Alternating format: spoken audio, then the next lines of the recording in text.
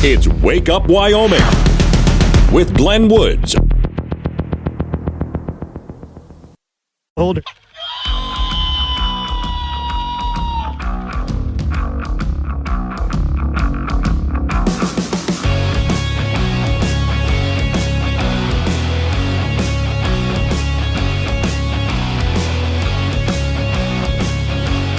.06 the time. It's Wake Up Wyoming. It's a Wednesday. Okay, hold everything. Just stop. Everybody out there, I know some of you were up late last night, but if you would, please, all rise. If you're wearing any kind of cover, please take your hat off, but the rest of you, hands on your hearts. All together now.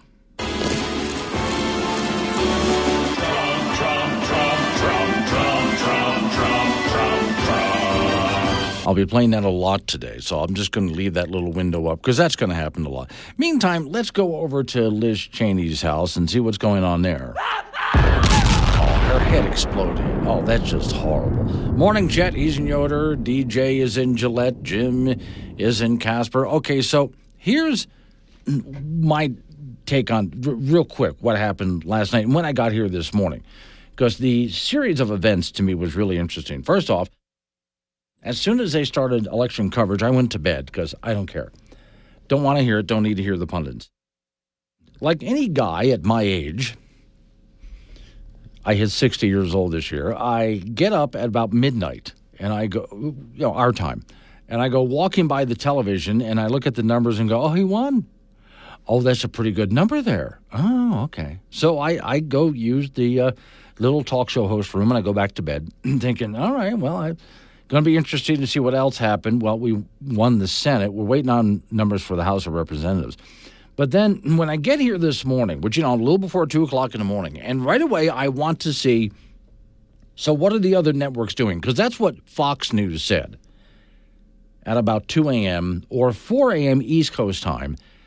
They called it for Trump. He won it. And apparently they had done it a little before that. Well, MSNBC still had not called it for Trump. They still had him at 266 electoral votes. CNN, same thing. AP News, same thing. So I thought, okay, I get it. Nothing has been officially called, and that's where I thought, just be careful, Fox News. I know they're excited and they want Trump to win. And I know not to really believe MSNBC or CNN or AP News, but be careful because some news organizations in the past have jumped the gun out of excitement and called it exactly wrong. But let's wait to see what happens. I think Fox is right, but let's wait. Well, and even then, I find an article, Kamala Harris told her campaign to go home early. As soon as Fox News was calling it for Trump, Harris, who hadn't been heard from in a while, got a hold of her supporters at basically a watch rally to find out who was going to win, one of those big parties ready to go. And she just had words. She didn't say it. She didn't call them. And she had someone say for her, just everybody go home. So Harris already knew in advance. Fox News knew it in advance. MSNBC, CNN, AP News, and some others weren't ready to call it yet.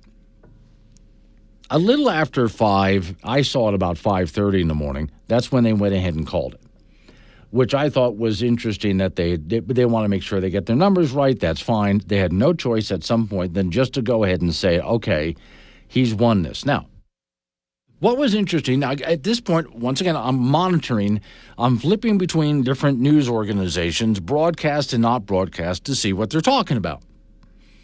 Well, MSNBC got to be really interesting. First off, they had a guy who's standing up in front of a big screen showing the numbers from across the country and the whys. Now, I will give it to this guy.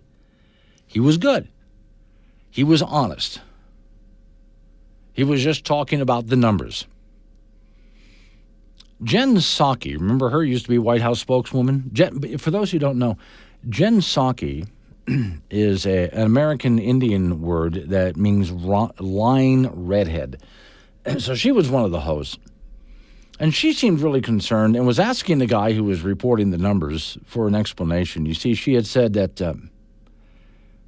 Democrats have been pushing to get rid of the Electoral College and just go for a popular vote. But that's a bit of a problem because, and this is what she seemed really confused by, Trump had won the popular vote, and not by just a little bit, by a lot. Let's see, last I looked at the numbers, and I'll see if I can, let's see the news, as long as I'm talking about this, because these numbers continue. We're still getting numbers in. So I'll see if I can get the latest for you here. Okay. So far, Trump is at about 71,327,000 votes, and Harris is at 66,242 votes. Trump has her by a little over 51%. And Harris is at about 47%. If you're wondering, where's that extra percent? Third-party candidates. Okay. But, I mean, that's a big difference. That's not just a slight win there. That's a huge win. And I'd also said, remember a couple of years ago, Democrats in Colorado had said that they wanted to change the way their electoral college worked. So whatever the popular vote did, that's where their electors are going to go. And at the time I said, but if you do it that way, Colorado, and a few other states wanted to do it as well, you're going to wind up with a big problem because there's going to be a lot of Democrats in Colorado that are going to vote for the Democrat candidate, but the popular vote's going to go for a Republican. And so your electors, Colorado, will end up voting for the Republican. And the Democrats in Colorado are going to hate that. But that's not what Jen Psaki was saying, though. She was saying, go straight for popular vote. Okay. Well, what happens if the country, in a landslide, goes for the Republican, which is what she just couldn't figure out? How does that happen? Oh, but it gets worse. This guy on the screen, pointing on the screen on MSNBC, starts to break down who voted for what. So, of course, your middle-aged white guy went heavily for Trump. Women, a lot of women for Trump. The Hispanic vote, last number I got was over 67% of the Hispanic vote went for Trump. Black Americans still went heavily for Democrats, but the largest number ever voted for a Republican, Trump. And right now, Democrats are scratching their heads. How did they lose so many black voters? That was a good chunk of people. That was a lot. I don't know yet. I'm waiting to see what the union numbers are. Because I know a lot of union people were just really dissatisfied with Biden and Harris and want to go someplace different. So news organizations out there are really confused. The liberal news organizations are really confused by these numbers. How could this happen? And remember, I told you all along, don't listen to polls. Screw the polls. I know it's difficult just to sit there and wait to see what's going to happen. Forget the polls. The polls don't know what they're talking about. Well, once again, the polls didn't know what they were talking about. You were told this was going to be a really tight race. Some of us were thinking, well, we're really not going to get the results till sometime next week. This is going to be so tight. Well, it wasn't. So once again, the polls just got this all wrong. Well, how can that possibly be? Because they went out there and polled so many people. And the experts said, yeah, put that in quote, the experts again. John and Gillette, you need to play the chorus from The Morning After by Maureen McGovern. Perfect chorus for this morning. Reefer and Carpenter, the commies lose. On a side note, I hate time change. Now I have to wait 2 hours to listen. Can't you blast into the ionosphere just a little? Nobody's listening to other stations anyway. I do appreciate that. Jorgen, who's in The Hague, morning. Congratulations with the election. Most of my family rooted for Team Trump, including Grandma, who was watching from above. Best wishes from the Netherlands. Well, thank you for that. I appreciate you listening from all the way in the Netherlands, too. Yeah, I think we got the results. I'll tell you my personal impressions later. Joel from Casper. Morning, Glenn. I flipped on ABC News this morning, and there were 5 of them on there, and it looked like somebody just shot their grandma and ran over their puppy. I think, yeah, that's about right. Blue Eyes in Douglas, our prayers are answered. Please pray to God to keep him safe. here's what, and I'm not trying to bring everything down. Here's what I'm waiting for next, though, is we're going to have to see the real reaction from the left. And you remember that young lady who was on her knees screaming the first time Trump was being inaugurated, and she was going, no, and she became an internet meme. Well, now people have her up again, and it's Scream 2. So wait for all of the protests to arrive in Washington, D.C. Hang on, I got a breakdown of more, including local numbers here in Wyoming. All rise.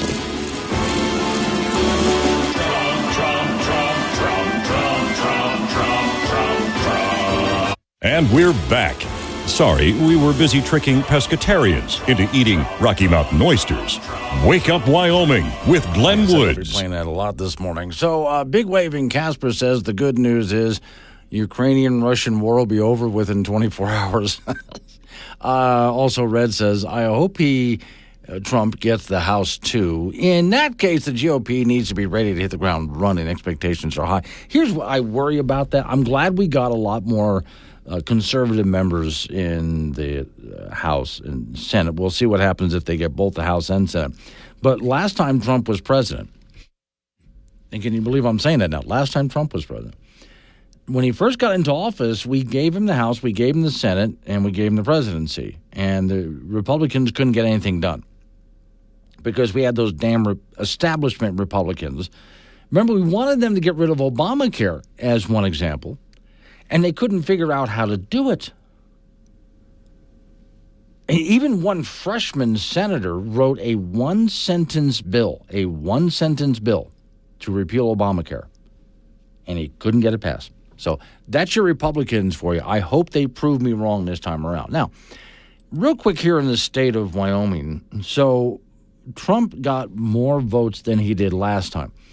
Wyoming's population has been increasing. We're now up to about 586,485 residents. We're getting near 600,000 people. And with those new residents coming in, I was wondering what was going to happen.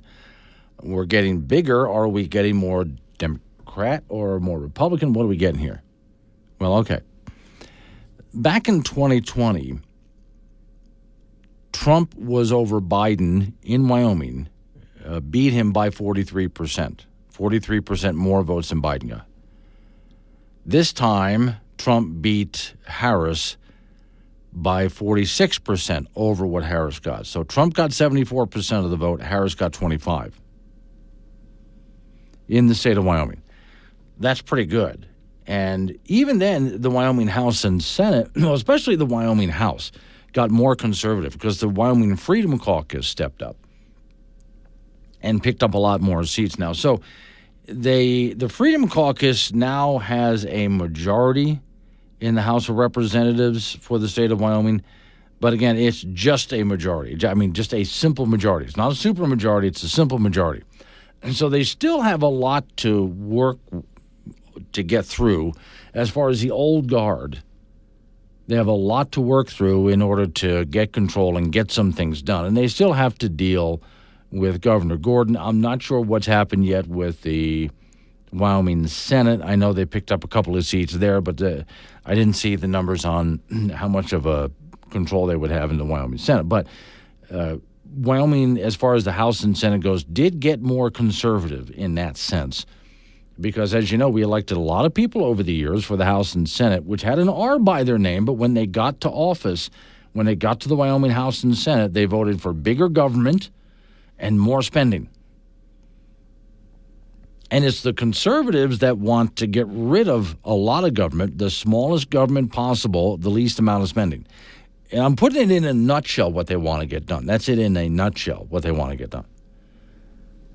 And so for the big spending Republicans, the big government Republicans, that to me means they're in the wrong party.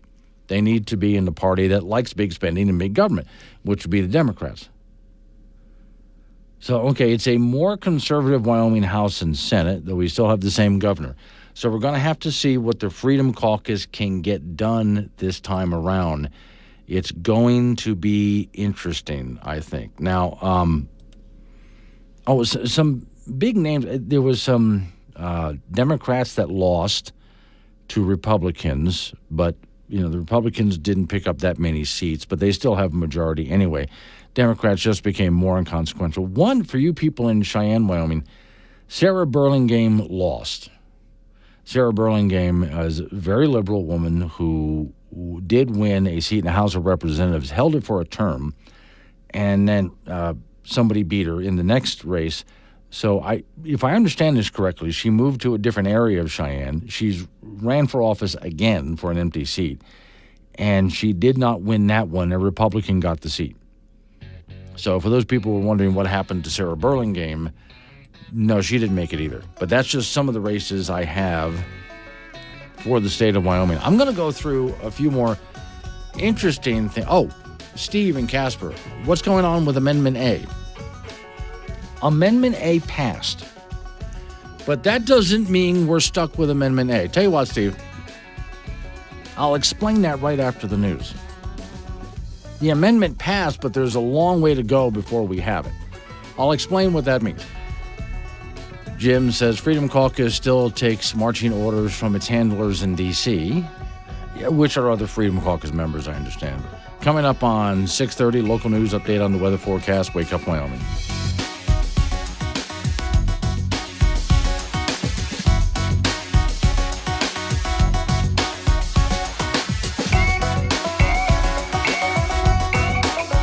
It's Wake Up Wyoming with Glenn Woods on AM 1030 K2 Radio. Join the show at 888-97-WOODS. 6:36 the time. It's Wake Up Wyoming. It's kind of cold and breezy out there across the state. So your extended weather forecast with Don Days coming your way in just a couple of minutes from now. So Steve asked me, and by the way, these people are texting me using the Wake Up Wyoming app. Download it at your app store. Just hit chat on the toolbar there, and you can send me a text message. He wants to know what happened to Amendment A. So here's the story, Cowboy State Daily. The Wyoming legislature will have a new tool at their disposal to address rising property taxes. And this is starting in the 2025 section. Constitutional Amendment A was approved by 146,300 votes Tuesday night. The amendment will create a separate class of taxation for residential properties in Wyoming, which will theoretically give legislators more flexibility to reduce property taxes in the state. The total 124,743 people either voted in opposition to the amendment or didn't vote at all, which is the same as a no vote. Opponents of the amendment expressed concern that it would actually lead to lawmakers raising taxes in the future or raising taxes on other sectors like commercial properties to make up for lost revenues. And my concern was you don't fix a problem by making it more complicated. But all right, the amendment also takes no direct action on lowering taxes, and it will be up to the legislators to decide how they want to proceed on the issue. So they have the tool of Amendment A, but now they got to figure out how to use Amendment A. So that's what I mean by they have it now, but we're not done yet. And now we see what they do with it. And we still have the opportunity to not use it at all, but instead get rid of the property tax. I'm in favor of the idea of doing more of a sales tax thing over a property tax thing. And we could still do that as well. All right. The 4 Wyoming Political Action Committee spent a total of $544,047 through the end of October trying to pass the amendment. You heard a lot of the ads, by the way. So, yeah, for those asking, where are we with Amendment A, that's it. Let me go real quick up to Casper, because there's a lot of Casper listeners right now. You had a 6-penny tax thing.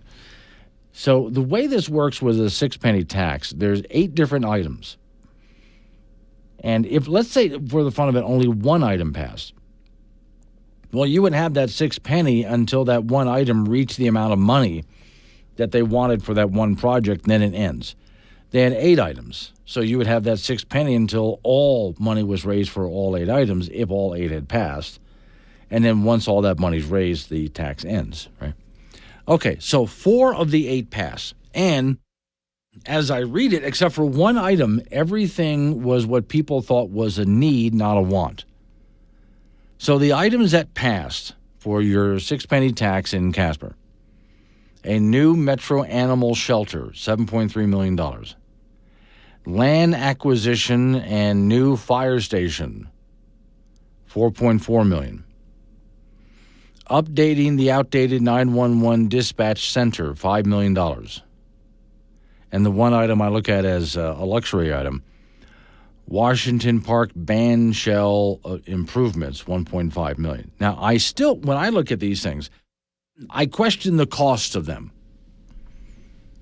I would really like to know, why does a 911 dispatch center need $5 million? I bet you can upgrade that for a lot less than $5 million. I've been actually not just to the band shell. It's where they have concerts, music. And it's a nice little facility, and I can see that it could use some upgrades. But $1.5 million? I didn't understand why you would need $1.5 million to do that. So I question a lot of the cost here of these things. I think we could do it for a lot less. But all right, things that were declined. A secondary rink at the ice arena, ice skating rink. People wanted $5 million for that. They're not going to get it. Hogan Ski Basin chairlift for the ski resort. They wanted $4.2 million to fix the chairlift. You're not going to get it. 2 fast-pitch softball fields. Now, here again, I question how much. There's some people who want, for tournaments, if you will, 2 fast-pitch softball fields, and it would cost $4 million to build the 2 fields. And I look at it, why would it cost $4 million to do that? I don't. Somebody will have to explain. I'm going to call myself naive. I don't think something like that should cost $4 million. That was rejected by voters.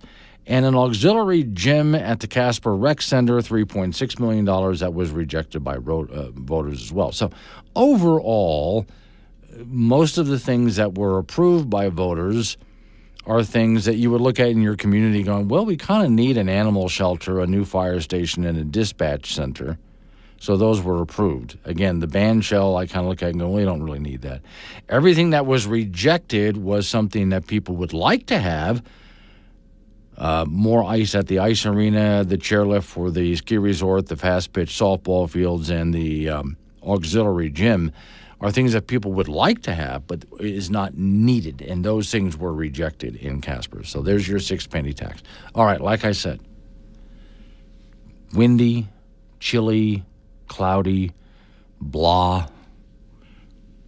Here's Don Day. Take Glenn anywhere with the Wake Up Wyoming mobile app. Wake Up Wyoming with Glenn Woods on AM 1030 K2 Radio. It's the time. It's Wake Up Wyoming. Off to the icebox we go. Frank Gambino is waiting by. Okay, so Frank, here's my dilemma. Okay, among others. Among others, yeah. So we just got done. Finally, thank God, with all of the political ads on television and radio. They're done, Frank. They're over. Can people take their signs down now too? Please, it's like their eyesores. Put them in the garage. Yes, and get rid of them.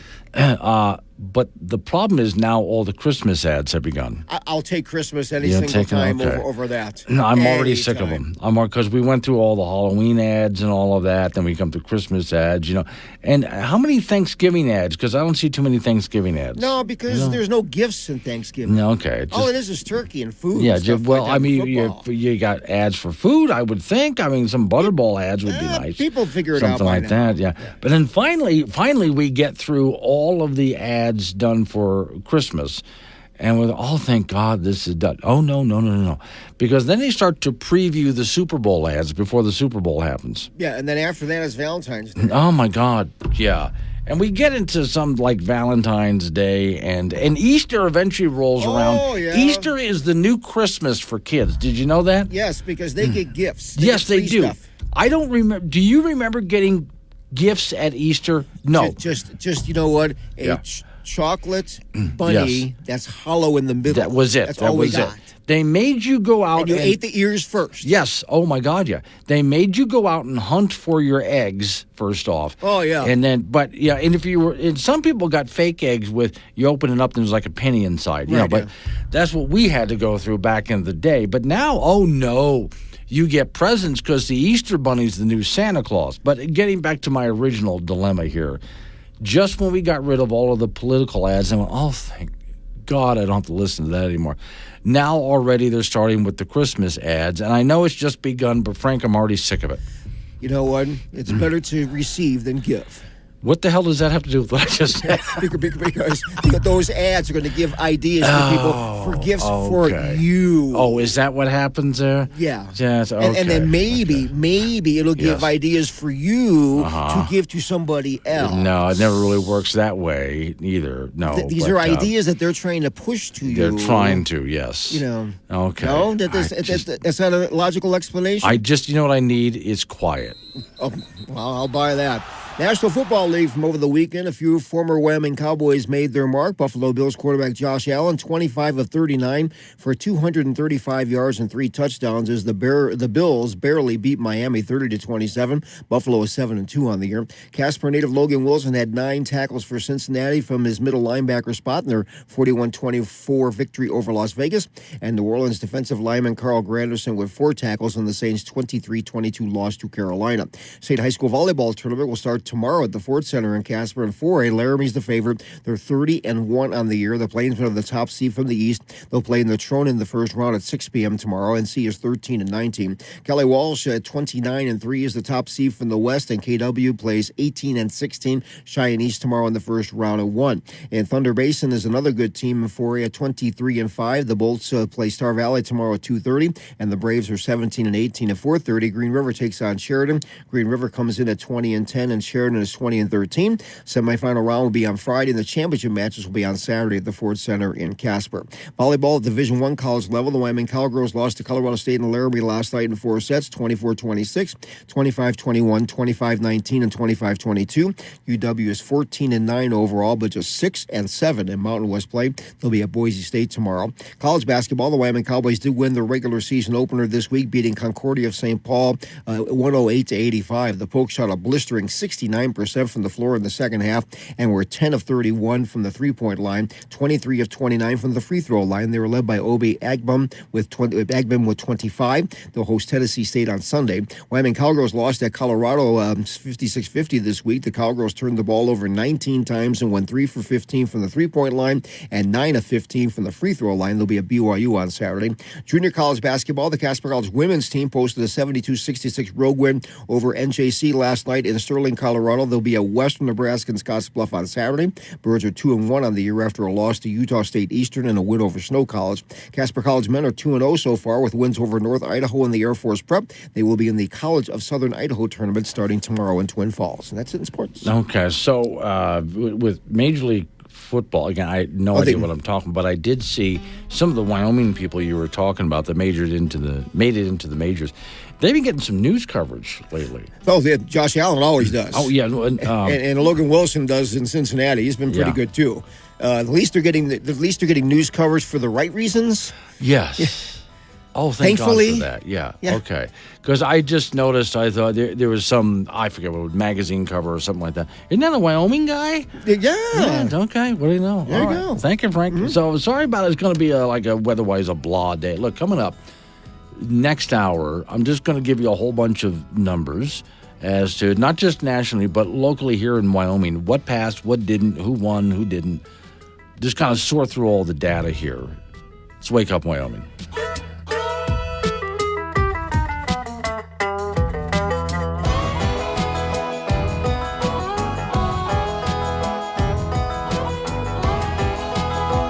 Hold.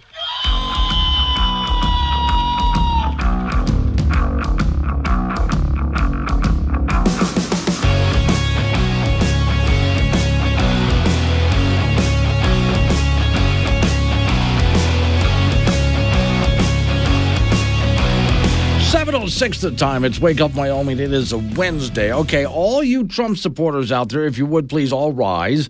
If you're wearing a hat, please remove cover. Or if you're not, just hands on your heart. You can just hold, if you want, if you got a coffee cup, you can just hold that up in the air for a salute. All right, all together now.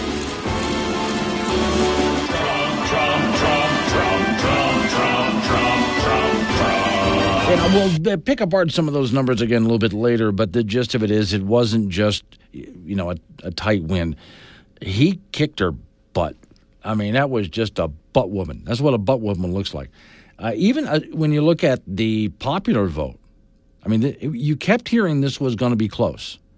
We don't know with the polls. This is going to be a really tight race. All the experts told you, too. Well, it wasn't a tight race. Now, I went through a lot of that in the first hour this morning. Before I get into some of the numbers, first off, let's go over to Liz Cheney's house to hear what she has to say. Oh, look, her head exploded.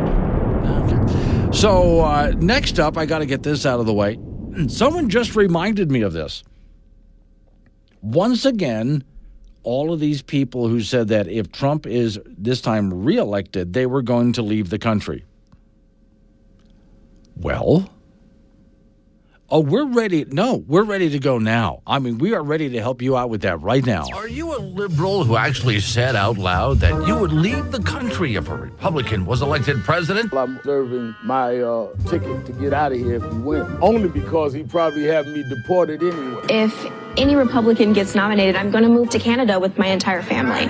I'm sure you meant elected, not nominated. And you're sure Canada really wants you? Now, I know some of you are saying that you'll move to Canada. Please don't. Well, let it never be said that conservatives are not compassionate, because now a free service brought to you by Taxing the American People will help you move today with Move-A-Lib. With Move-A-Lib, we will arrive at your door the moment that the election is settled. Our fleet of Move-A-Lib professionals are anxious to get your sorry butts out of here immediately. Need more than one truck? Oh, for God's sakes, we'll take care of that for you. No problem. Can't afford a plane ticket? We'll put you on a boat. Just name a country and we'll provide all of the documentation to send you there as quickly as possible. Once you leave, you're not welcome back. And please don't let the screen door hit you on the way out. Call today. 1-800-MOVE-A-LIB. That's 1-800-MOVE-A-LIB. Reserve your moving van before November. Actually, we're ready to go right now. That's an old commercial. Whether you like it or not, we're going to show up at your house, and we're just taking the trash out. Think of it that way. That would be you. All right, so for those people who were asking earlier this morning, Amendment A passed in the state of Wyoming. That doesn't mean we know how they're going to use this yet, but this is the taking property taxes for residents, and if it's a residential unit, it'll be classified separately. So that passed. But still, and I went through it last hour. I can go through it again if you'd like me to. But it's still, the way it's going to be used is up for grabs yet, and we don't even have to use it at all. But it is another tool in the toolbox for property taxes here in the state of Wyoming. So, okay, there's that. Next, let's just break down some numbers.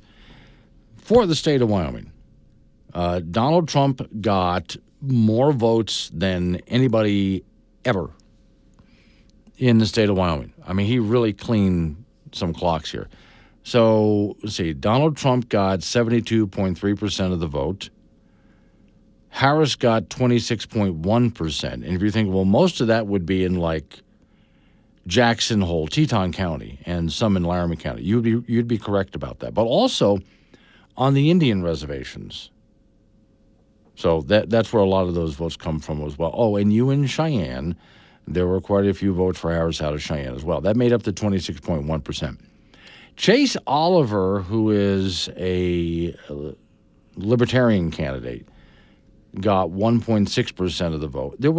This is why when you take a look at the percentage so far, Trump got over 51% of the vote. Harris got 47%. What's with the other 1%? Third-party candidates across the nation.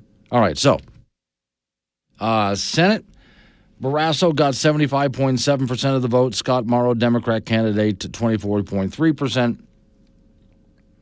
And that's only because nobody ever heard of that Democrat candidate. I was complaining that I've never heard of him. He was welcome to come on this program. He never did any advertising, anything. It's just that when Democrats showed up at the polls in the state of Wyoming, they saw a Democrat name on the ballot, so they went for it, having no idea who he was. But it's a Democrat, so they're voting for it.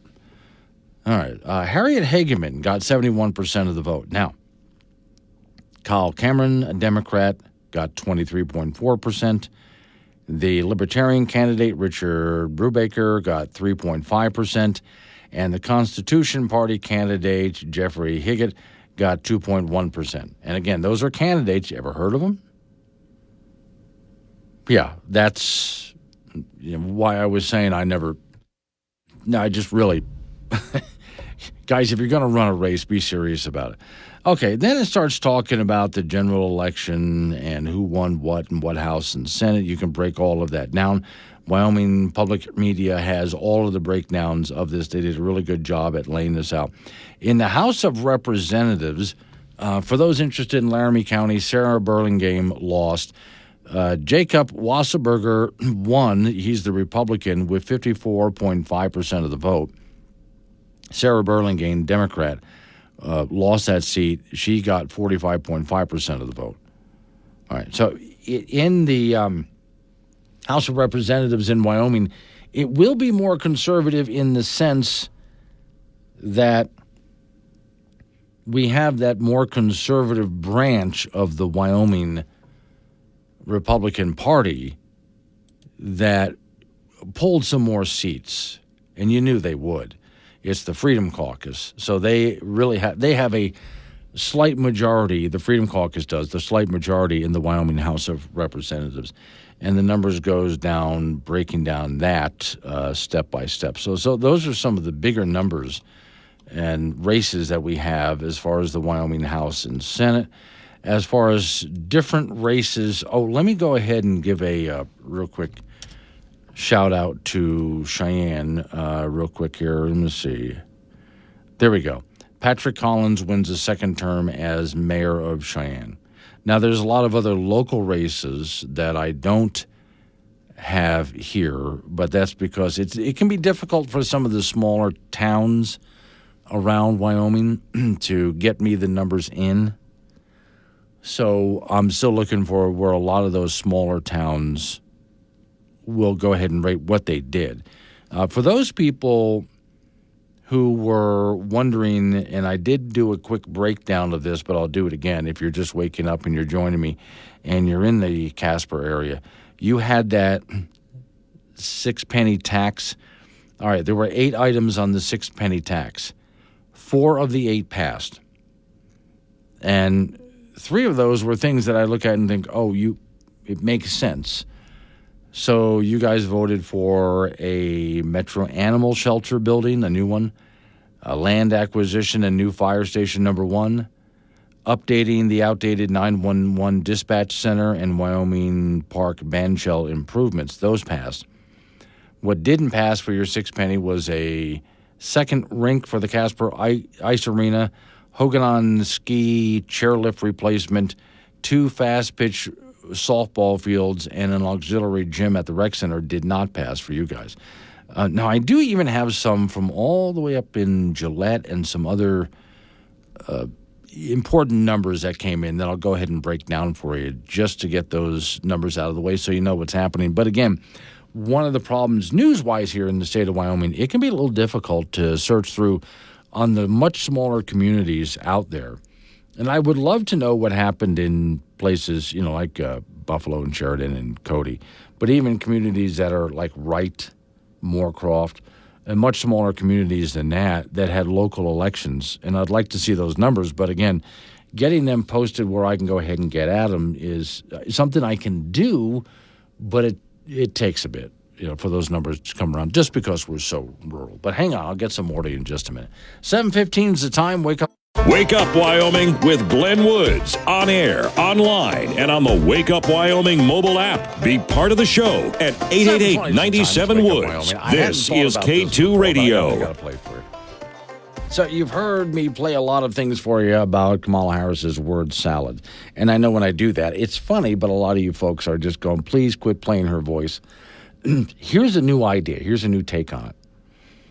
Imagine replacing Jerry Seinfeld on his show Seinfeld with Kamala Harris and her word salads. If you think about it, it makes a lot of sense. You know how those lids are, because this is, I'm just going to speak, okay? So this is it. So you know how those lids on the Starbucks cups, they're white, right? And so if you wear lipstick, they get all over the lid. And so then I find myself in meetings if I'm the only woman, and that's kind of, and so I keep taking the lid off and having my cup out so that I don't have that big lipstick mark on the lid. So I said, can we do something about the color of the lid? So you see, what I just realized here after playing that, I thought, okay, this entire time, this has been, The Democrats have been running the stand-up comedian. We just didn't know it. It wasn't a word salad. It's a stand-up comedy routine. I had no idea. All right, getting back real quick, just going through some of the numbers. General election results, we'll go over to Cheyenne for this one. Michael Ardrich, Moody joins. Okay, so for you, those of you in Cheyenne, your mayor is going to be mayor again. And Cheyenne City Council newcomer was ousted, an incumbent who vied for, let me see, so this year's general election. Okay, Michael Aldrich, as well as Mark Moody, to serve a 4-year term on Cheyenne City Council Ward 3. 2 seats were available during this election cycle. Only 3 candidates ran Ward 3 for the primary elections. Third runner was incumbent Richard Johnson, who was previously served at the council for 2 terms. Johnson also received the fewest votes, in the August primary election. So that's just some let's go to Fremont County. There was some Oil City news. This one is from Cowboy State Daily. Fremont County defeated its 0.5% for economic development tax. The tax is a measure by which taxpayers paid about $14.7 million over the past 4 years into a transportation infrastructure and grants for private businesses and other groups. It was a broad margin for the voters. About 53.7% opposed the tax, so they wouldn't have that. The half-cent sales tax was a split between improving transportation and businesses, and 30% of it goes toward transportation, like the Riverton Air Service and local busing services. Other 70% of local economic developments as well. Now, as I said, even in Casper, Wyoming, they, out of 8 items for a penny tax, 4 of them made it, and 3 of the 4 were for things that you really would want, like a new fire station, stuff like that. But now that doesn't mean the items that were rejected can't still happen. They're just going to have to happen through other financial means, other monies. So anything that was rejected, like Hogan on Ski Resort needs a new chairlift, they can still have that. There's people who would like a a couple of fast-pitch softball fields. You can still do that. Go ahead, please, go ahead. But you got to raise money in a different way. You can't take it from the taxpayers. All right, so let's go up to Gillette real quick. Incumbent Dean Vomhoff and Maureen Hurley will be joined on the local cemetery board, and newcomer Dean Myers, according to unofficial results. Let me see. Campbell County voters cast 7,751 votes for Myers. It talks about a breakdown. That's for their cemetery board. Now, if you're wondering, you have to vote for that? Tell you a little story here. And see, when I first got to Wyoming, I was in Gillette. And I looked at it, why would you have an elected cemetery board? Well, according to Wyoming law, if it's taxpayer money for something, then there has to be an elected board. And their cemetery, which sits pretty much right in the middle of Gillette up on a hill, it is a beautiful place. And so they have to have an elected board for that. And that elected board was involved in knockdown, drag-out fights to the point that whenever the board had a meeting, there were police presence there. The police would show up at the board meeting because they were afraid the members of the cemetery board were going to get into fistfights with each other. And it almost came to that a few times. Now, my argument was it wasn't all that hard, really. All you have to do is plant the bodies and mow the grass to run a cemetery. But it gives you an idea when someone runs for something like that. Who would run for a cemetery board? Well, usually retired people who are going to wind up in the cemetery soon anyway, but also have nothing better to do with their lives, and they need some kind of conflict and controversy, and so this is what they do. It's like who runs for a homeowners association board. Like when I wrote my most recent novel, which is all based on actual homeowners association horror stories, and I looked at who actually would run for a homeowners association and want to be on a board like that. Well, it's the kind of people who have nothing better to do with their times, but they need some kind of controversy in order to give their life some kind of a purpose. They need to fight about something. And so that's who winds up on a cemetery board. Now, if you want to read the novel I'm talking about, my book is called Genericville, which you can find online, even download to Kindle. And there's some Wyoming bookstores that have Genericville as well. But yeah, it's based on real homeowners association horror stories. It's those local little races like Cemetery Board that get to be that bad. They were actually fighting one time, screaming at each other, and I mean this literally, at the Gillette Cemetery Board over a pile of rocks that needed to be moved. They got into screaming matches over it. I kid you not. It got that bad. So you always have to wonder when someone goes to run for a small local board or office, what exactly are they after? Mike and Casper, a $8 million doghouse? Wow. That's okay. Mike, that's something I wanted to know. Why are some of these things that residents in Casper voting for, why does it cost so much money? Let me, let's see, I don't have a whole lot of time to go into it, but they wanted things like and they're not going to get it, but fast-pitch softball field. And I looked at the price tag for that. Why would that cost so much? You're talking millions here for a couple of softball fields. Even when it came, I'm all about you need to upgrade your 911 service. I think you probably should. That's a good idea. Sounds great. Why is it costing so much? To me, the objections were not so much whether we need to have these things. It's what's with the price tag. All right. There's still a lot more to go through, and if you notice, everybody who's answering me right now is texting me off the Wake Up Wyoming app. Sorry about the phones, but you can do that. 888-97 Woods is usually the phone number, but I can't do that right now. I'm sorry. Probably be able to do it Thursday or Friday. But in the meantime, just use your Wake Up Wyoming app, which is free to download at your app store. And just send me text messages like Scott and Scott's Bluff is doing. And I'll answer them both on and off the air. Local news coming your way. Update on your weather forecast. Wake Up Wyoming.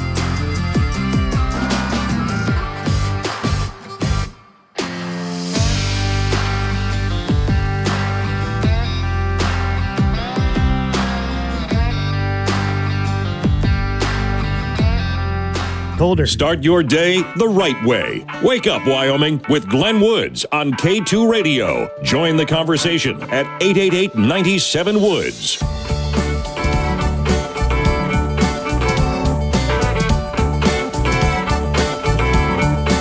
7:36 the time. It's Wake Up Wyoming, and I know for a lot of people the weather today is just kind of on the blah side. So I'll go ahead and get Don Day on 7:45 and just give him crap about it because, you know, a lot of you waking up feeling really good today. You would like a nice sunny day, right? Yeah, okay. You think he could provide something like that? Now imagine this morning, I don't know what time they come on television here locally, but if you want to have a good time and you're a Trump supporter, tune into The View today just to watch the total meltdown that is The View.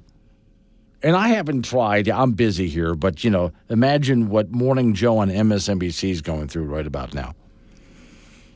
Oh, that's going to be really some entertainment. It really is, just to watch the total meltdown.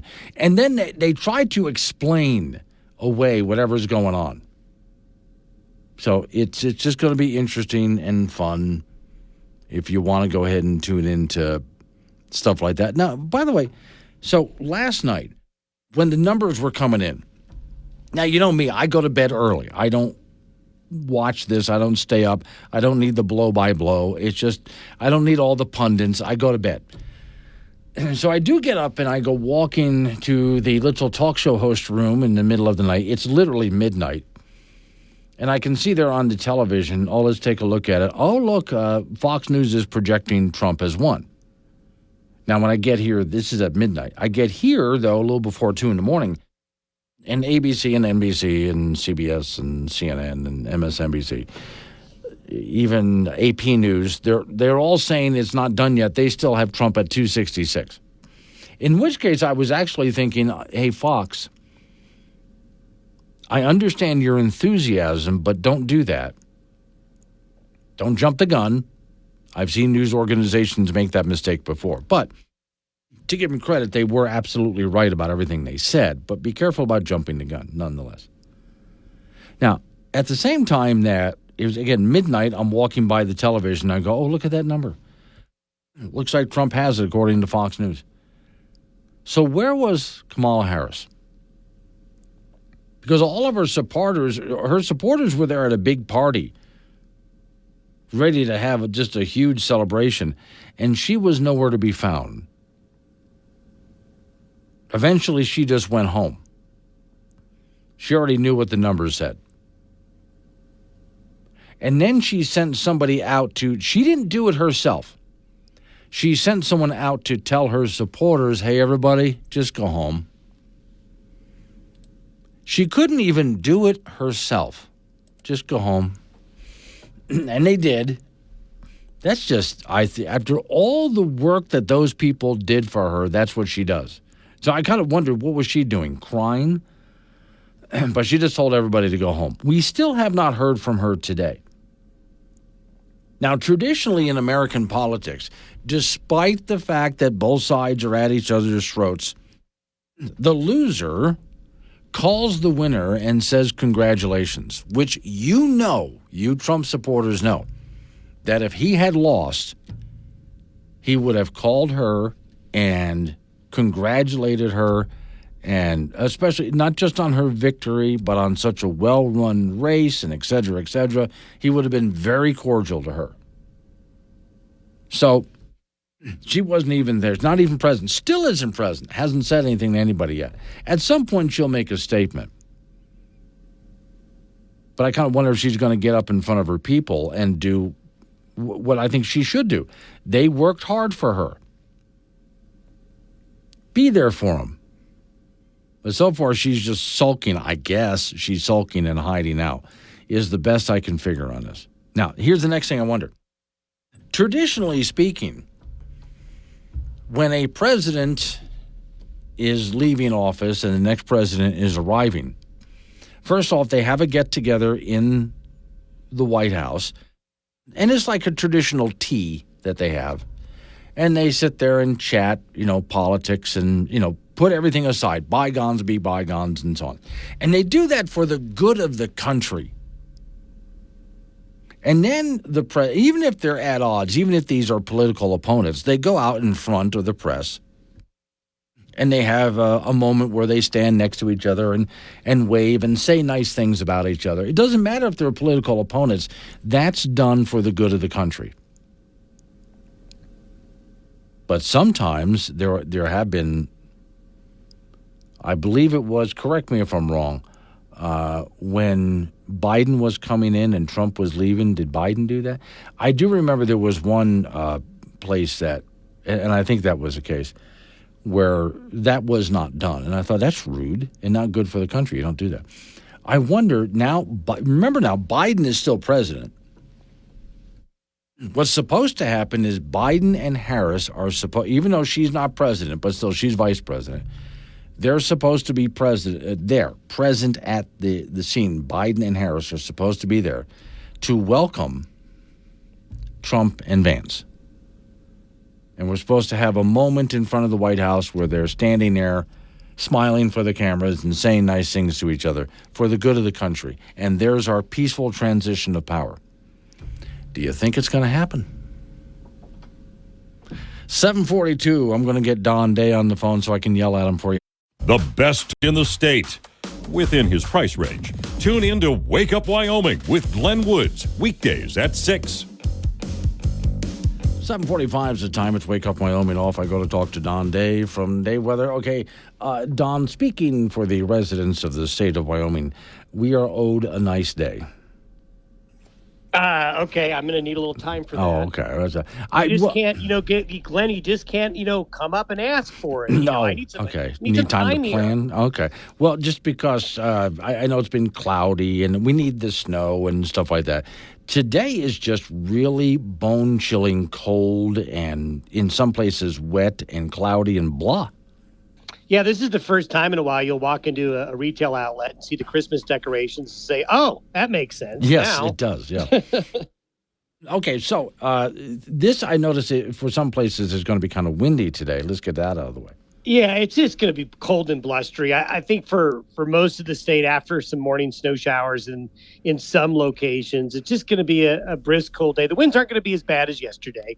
We've got some pretty gusty winds up around Buffalo right now and down into the southeast. But it's just going to be a very wintry day out there. But you asked for a couple of nice days. And that's really going to be tomorrow and Friday. Okay. Not that windy. The sun will be out. It'll be a little bit warmer. And a lot of the state from tomorrow through Sunday won't have much weather. We're still this enigma, is this storm that's down in Colorado right now. We're going to call this boomerang because it's bringing snow to the Front Range of Colorado right now and a little bit of southeastern Wyoming. But it's going to go into Arizona, New Mexico, sit for a day and a half.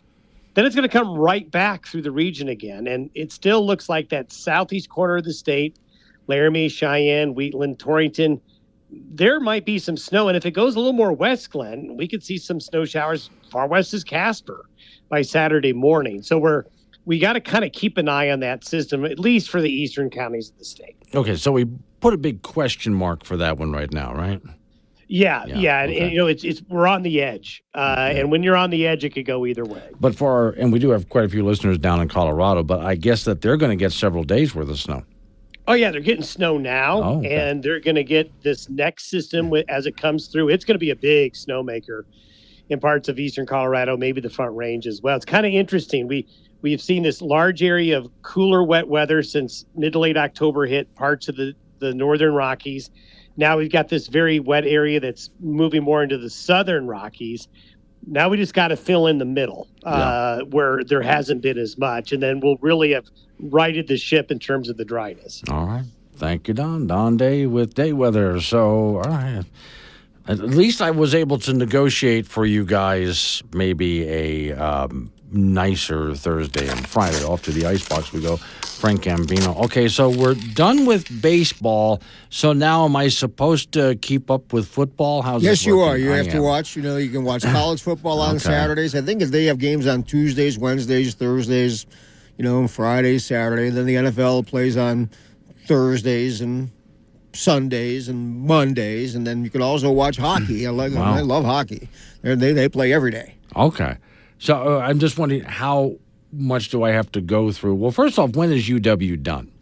In football, not for another few weeks. Okay. Basketball just started. Basketball. Well, I'm still on football here. Yeah. So okay. So then we got time. We got time for the Super Bowl.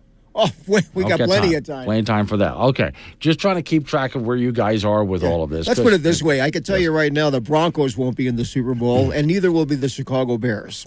Okay. They're bad. I think that, you just hit on a better way of doing it. Rather than predicting, because this is safer, don't predict who's going to be in the Super Bowl. Predict who's not going to be. That's easy. The Broncos won't be there, and neither will the Bears. Right. So then by process of elimination, you're very rarely wrong about all of this. Well, no. There's 30. All you have to do is pick 29 teams that will make it. Yes, there you go. See, if I were to ask you right now who's going to make it to the Super Bowl, I would say Kansas City would be one, or Baltimore on one side, and then who knows on the other side. See, and you're going to be wrong. But if I say to you who's going to be out early, your odds of getting that's it. Just who sucks most. Yes, it's easy to identify. Okay, Trust me. we found a whole new metric where Frank Gambino is rarely wrong because all he has to do is track who sucks most. Pretty much. Yeah, okay. That's easy. There you go. Yeah. And then you start to sound like a genius. Well, I wouldn't go that far. Oh, okay. Well, I'm just trying to help you out, Frank. I know. All right, in the National Football League from over the weekend, a few former Wyoming Cowboys made their mark. The Buffalo Bills quarterback Josh Allen was 25 of 39 for 235 yards and 3 touchdown passes as the Bills barely beat Miami 30-27. Buffalo is 7-2 on the year. Casper native Logan Wilson had 9 tackles for Cincinnati from his middle linebacker spot in their 41-24 victory over the Las Vegas Raiders. And New Orleans defensive lineman Carl Granderson with 4 tackles in the Saints' 23-22 loss to Carolina. State High School volleyball tournament tournament will start tomorrow at the Ford Center in Casper. In 4A, Laramie is the favorite. They're 30-1 on the year. The Plainsmen are the top seed from the East. They'll play in the Trona in the first round at 6 p.m. tomorrow, and NC is 13-19. Kelly Walsh, 29-3, is the top seed from the West, and KW will play Cheyenne East tomorrow at 1. East comes in at 18-16. Thunder Basin is another good team in 4A at 23-5, and the Bolts will play Star Valley tomorrow at 2:30. The Braves are 17-18. Then at 4:30, Green River will take on Sheridan, with Green River coming in at 20-10. Sheridan is 20-13. Semifinal round of the state high school volleyball tournament will be on Friday. The championship matches will be on Saturday at the Ford Center in Casper.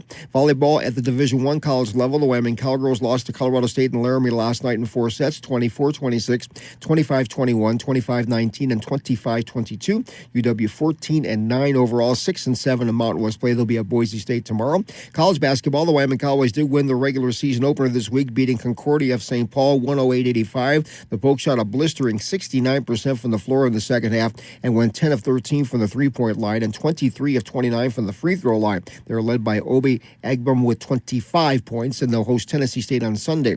Wyoming Cowgirls lost to Colorado in Boulder this week, 56-50. Cowgirls turned the ball over 19 times. They were 3 of 15 from the three-point line and 9 of 15 from the free throw line. They'll be at BYU on Saturday. In junior college basketball, the Casper College women's team posted a 72-66 road win over NJC in Sterling, Colorado last night. They'll be at Western Nebraska and Scottsbluff on Saturday. Birds are 2-1 on the year after a loss to Utah State Eastern and a win over Snow College. Casper College men are 2-0 so far with wins over North Idaho and Air Force Prep. They'll be in the College of Southern Idaho tournament starting tomorrow. That's it in sports. Okay, so you have a lot to see. You got football, you got hockey, you got basketball. You know, the big thing now this week is the state high school volleyball tournament in Casper. Okay. Schools from around the state. It's a big tournament, all 4 classes. Wow. You know, some of these schools have a long trip to get here. Hopefully, the roads are good and they can all, get here safely. It's enthusiasm times 1,000. Okay. So this is where they take over the Ford Center, right? Yep. They got all 4 courts going on at the same time.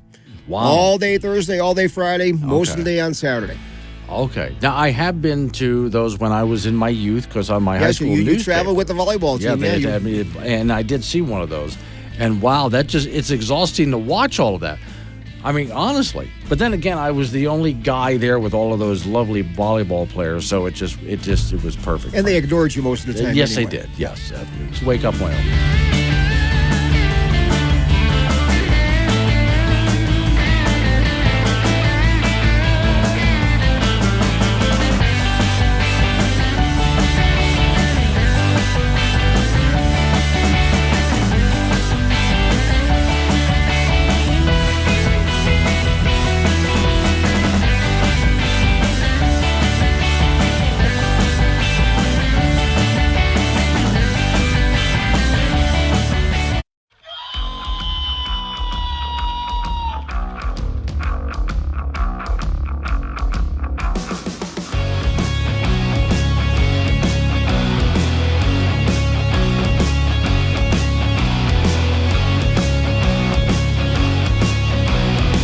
Six at the time. It's Wake Up Wyoming. It is a Wednesday.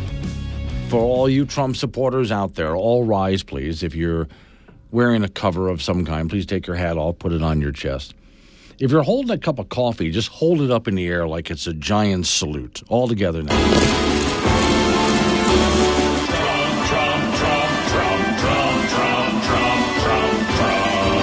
You may be seated and return to sipping your coffee cup. Oh, real quick, let's go over to Liz Cheney's house to hear her reaction. Oh, look, her head exploded. Okay, well, now there's a lot to go through this morning, and I do have more local numbers to talk about with you guys from the state of Wyoming, what happened and what that means for the Wyoming House and Senate, your local cities and so on, plenty of those numbers. But first, I wanted to play this for you. One of the best news sites to go to right now is Babylon Bee. They have 2. This is called Not the Bee. It's news that you think when you read the headline can't possibly be true, but it is. And they're just nailing it with their headlines. So on CNN, imagine the meltdown that Morning Joe's having right now on MSNBC. Imagine tuning into The View.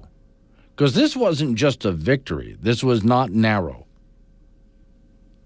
This was a big red wave that a lot of your Republicans were hoping for. This was a butt whooping. That's what a butt whooping looks like. Even the popular vote. Nationwide, Trump really cleaned up. All right, so on CNN, one of the contributors, Scott Jennings is his name, absolutely nails. Now, this is a whole morning crew of CNN hosts who have to turn to the one conservative in the room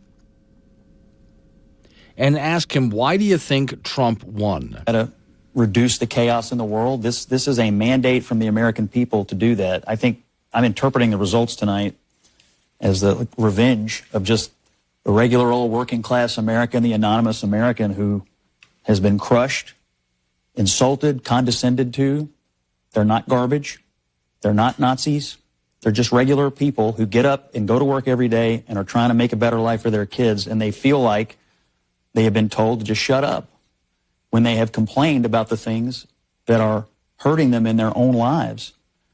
I also feel like this election, as we sit here and pour over this tonight, is something of an indictment of the political information complex. I mean, we've been sitting around here for the last couple of weeks, and the story that was portrayed was not true. I mean, we were told Puerto Rico was going to change the election. Liz Cheney, Nikki Haley voters, women lying to their husbands. Before that, it was Tim Walz and the camo hats. Night after night after night, we were told all these things and gimmicks were going to somehow push Harris over the line, and we were just ignoring the fundamentals. Inflation, people feeling like that they were barely able to tread water at best. That was the fundamentals of the election. And so I think that both parties should always look at the results of an election and figure out what went right and what went wrong. But I think for all of us who cover elections and talk about elections and do this on a day-to-day basis, we have to figure out how to understand, talk to, and listen to the half of the country that rose up tonight and said, we've had enough. Boy, he absolutely nailed it. There's no way I could have possibly said that better myself. I mean, absolutely nailed why the American people voted the way they did. And by the way, when I'm starting to get here more of a breakdown of the numbers, I don't like overanalyzing things, as you know. But some things are really interesting. So when it came to the Hispanic vote, last I saw, it was a little over 67% went to Trump. The Black American vote, the Democrats still have the Black American vote, but while this is the largest chunk ever to go to Republicans, they lost a huge chunk of it to Trump. And other minorities as well, especially people who immigrated to this country legally, voting for Trump, women for Trump, and on it went. So this is why Democrats are scratching their heads going, what the hell went wrong? Well, you guys, I would love for them to get honest and sit down and really think about why. Instead of saying these people are just a bunch of Nazis and losers and et cetera, garbage, stuff like that. Instead, really analyze, why do you think you lost? Because if CNN, that room was filled with a bunch of CNN hosts when that gentleman was speaking, if they really listened to him, it might actually save CNN from going down into the toilet as a news network. Now, another fun place to go, if you really want to find some great headlines. Now, these headlines are not true, but they should be. What I just played for you was from the Babylon, not the Bee, news headlines that you look at and think that can't be true, but they are. This is from the Babylon Bee, which is a satirical site. Headline number 1, President Biden calls Trump to concede the election. Well, he was running against Harris, Trump was, but Biden does. Okay. I love this headline. Trump wins third election in a row. That's going to drive some people absolutely crazy. Oh, Tess and Wheatland, you got your garbage bag out. It's party time. Here's one. I love this. Because I said, if you want to have some fun today, go tune in to The View. Go watch the television show The View. Have a great time with that. Joy Reid's head explodes on live television. I can believe that. And then this is probably the best headline. I even wrote this line on my own social media. Headline, America unburdens itself from what has been. See, this is just perfect, isn't it? As far as headlines go, that really should be. And that's from the Babylon Bee this morning. Now, I'm still waiting for voters to step up and start explaining. In fact, here, I got one for you. There were some reporters that went out to talk to people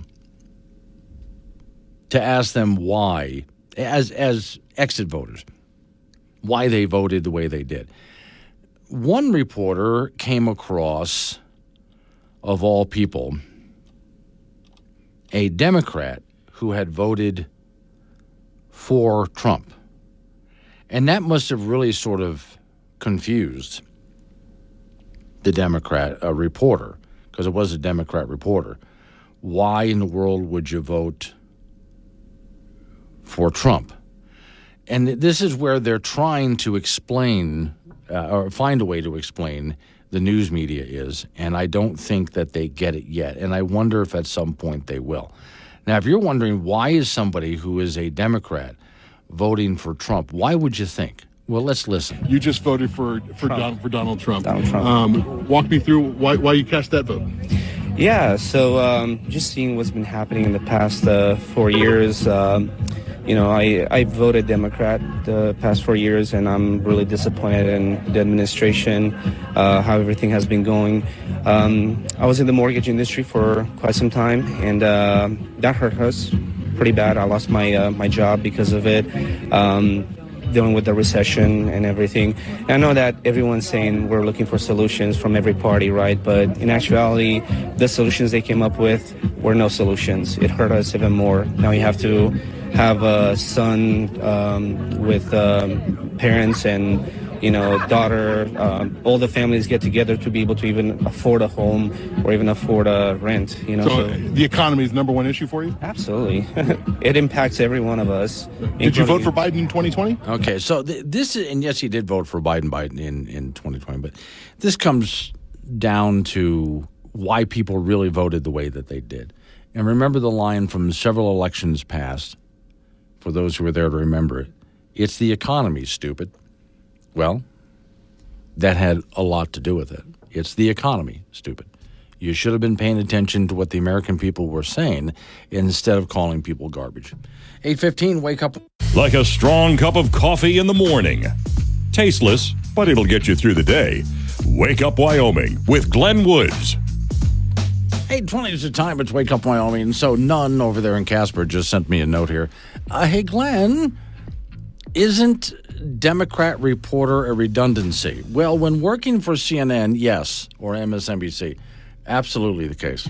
All right, so people like that are sending me notes off of the Wake Up Wyoming app. Just go ahead and hit chat option on the Wake Up Wyoming app and send me a text message, and I'll answer both on and off the air. So real quick, I do have some more Wyoming numbers as far as our local races here go that I'll go through here in just a moment. But first, let's review a lot of the predictions that were made before Election Day. In 2 days, we are going to take out the trash in Washington, D.C., and the trash's name is Kamala Harris. In my humble view, lights out. Please welcome back the next president of the United States. I think it's going to be a blowout, actually. I don't think it's going to be a close race. I think there are going to be those Republicans that just vote for Harris. It'll be tied on Election Day. As always, it will. The polls will be tied, and then he'll lose. You call us trash?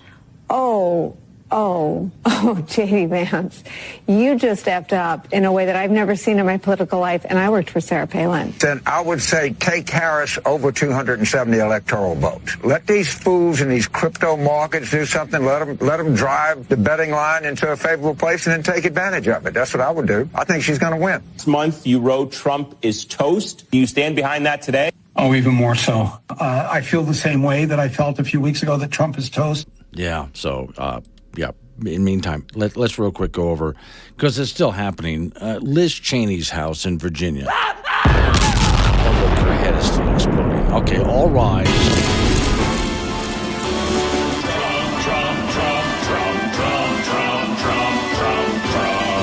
Now that we have that out of our system, let's go back to some local races here. So, okay, here in Wyoming, for president, Trump got 72.3% of the vote, which is the highest number in was ever gotten in the state of Wyoming, Democrat or Republican.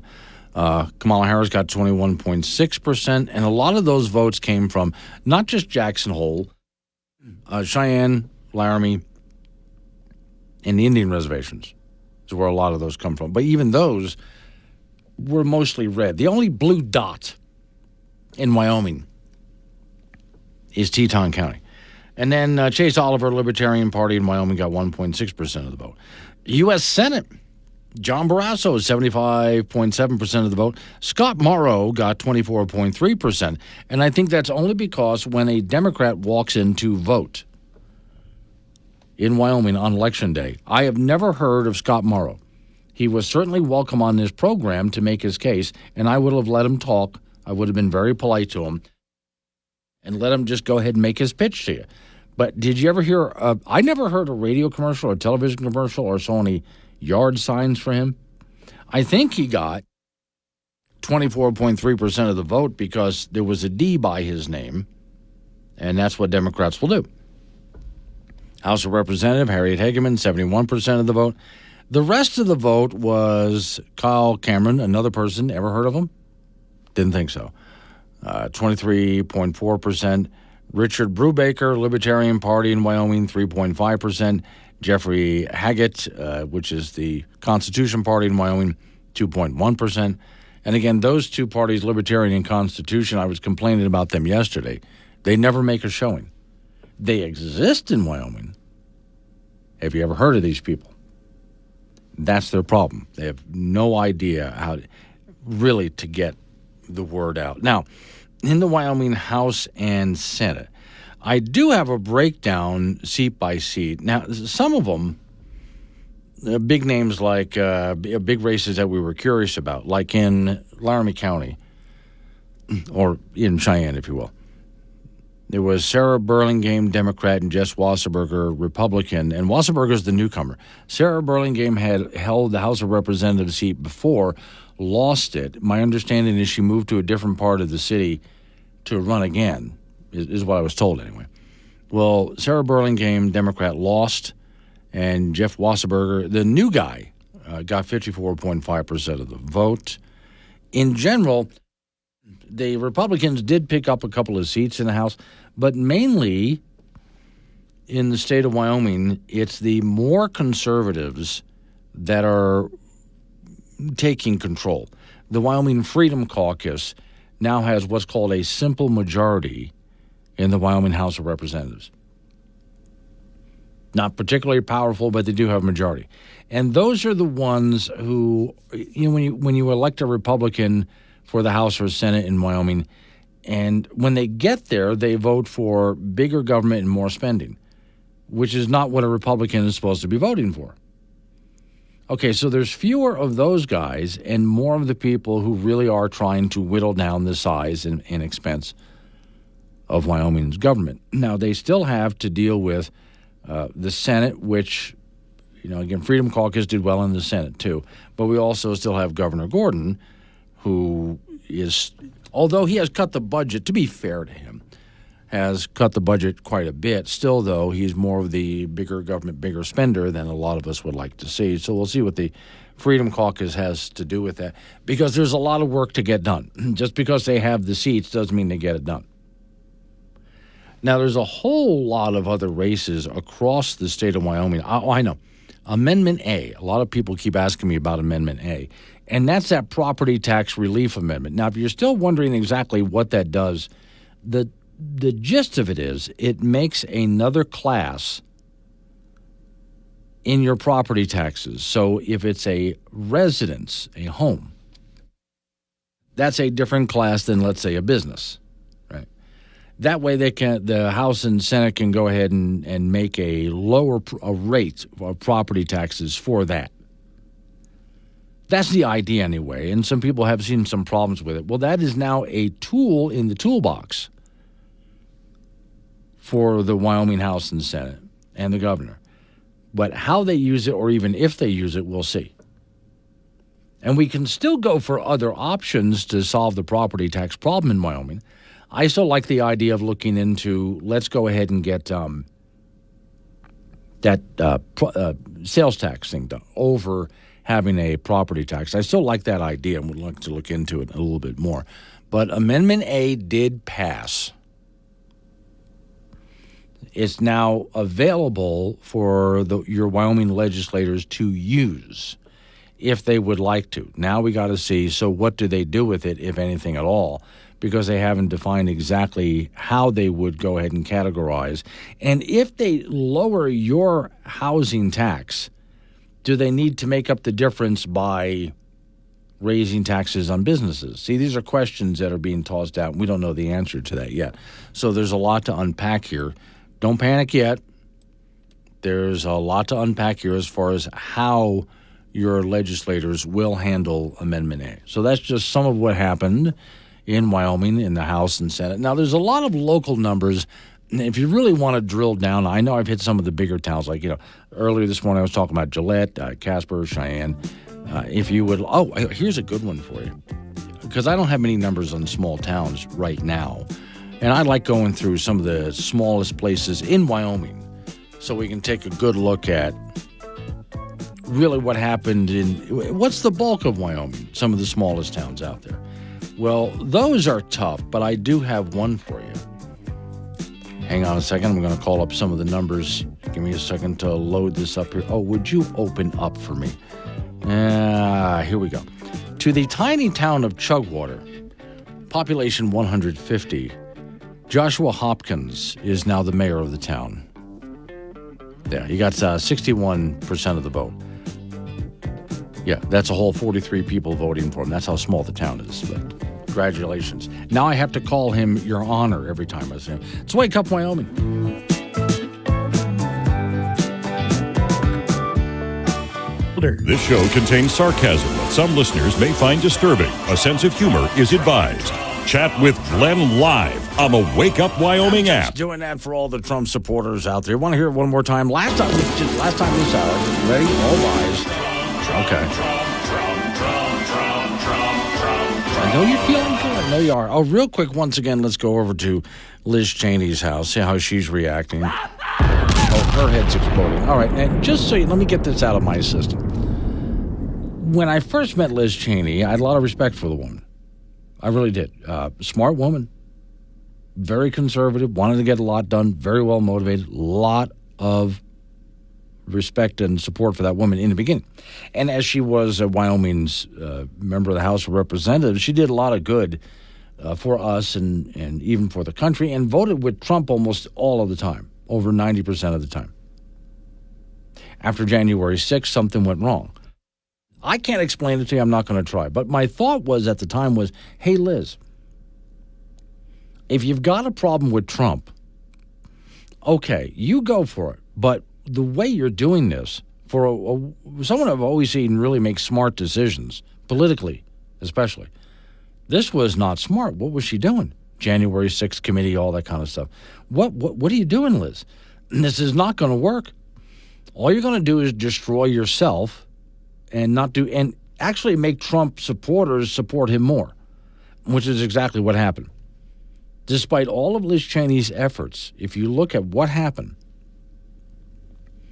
Trump ran for the nomination from the Republican Party. And remember, he did not go to one single debate. Remember that? He never attended a debate. And yet he cleaned up everybody easily. So when it came time for the convention, there was nobody there. Nobody contesting. It was all done. He cleaned up everybody early. And way to go, Liz. That really worked, huh? Then when it came for the presidential election, Liz Cheney is now campaigning, or was just a couple of days ago, campaigning for Harris. Liz, this isn't going to work. If you want to get rid of Trump, this is not the way to do it, and it didn't. Trump wins even by a large popular vote. So nothing that she did worked. In fact, this is by far the opposite result. I mean, Trump wins with big numbers, not exactly what she was shooting for. So I wonder what kind of day she's having today. Meantime, let's go to some of the other television news networks out there. MSNBC, Joy Reid. Who's to blame for this? In the suburbs, and I think we have to be blunt about why. Black voters came through for Kamala Harris. White women voters did not. That is what it appears happened in that state, is that if you can't flip enough white women, and we've talked about this on this set numerous times, is that you have a state where you've got a 6-week abortion or a 12-week abortion. I think theirs might be 12 weeks. Yep. But it's a state where women lost their reproductive rights, where there was a very heavy push to get women to focus on not putting in place, re-electing, putting back into the White House the person who was responsible for taking those rights away and restoring them. But that message obviously was not enough to get enough white women to vote for Vice President Harris, a fellow woman. This will be the second opportunity that white women in this country have to change the way that they interact with the patriarchy. And, God bless Shannon Watts, who has tried to have that conversation. So, yeah, it's all the fault of you white women out there. And you need to change the patriarchy. Let's go to PBS. Jonathan Capehart on PBS having a bit of a meltdown. There's a shift right, and then there's a shift to Trump, and shifting to Trumpism. And, I'm looking at a lot of things, especially after David talked about looking at counties and, how Trump is gaining on what he did in 2020. And to me, I'm mystified in some ways, simply because we're talking about a twice impeached, 4 times indicted, convicted on 34 felony counts, former president. That's one bucket. Then in another bucket, you have all of the things he's been saying on the campaign trail that gets to the decency that the woman was talking about in that last report, and how she wanted to vote for Vice President Harris because she didn't like that Madison Square Garden rally. I am... Okay, he said I am. I'm going to pause it there. You are out of touch and completely living in a delusional world. What is going on compared to what you think was going on. Bought into every single idiotic narrative and then doesn't understand why it doesn't work. Now, Fox News, I like Juan Williams. I disagree with almost everything Juan Williams has to say, but I will always say that Juan Williams is a decent man. This time he just embarrassed himself. And I went, okay, I'd like for him to hear himself someday. The size of this mandate, as you call it. I think that there's even recriminations now among Democrats as to Biden and whether Biden should have dropped out earlier or Biden should have stayed. Would a white male have done better? Obviously, Trump has defeated 2 women and now a black woman. So there's all of these questions. But to my mind, it seems to me incredible that a guy who led a insurrection against the United States government is potentially now, like a phoenix going back into the Oval Office. It's unbelievable. Okay, so there's Juan Williams for you. So you can see, again, there's a narrative, an idea that they have in their head as to where they think that, as they see the world, the way they picture the world, and the way they think that you should see the world. And when it doesn't turn out to be that way, they're just really confused about it. I think that happens with a lot of people. We all see the world through our own version of reality. We all do. But at times, though, reality comes along and slaps someone in the face.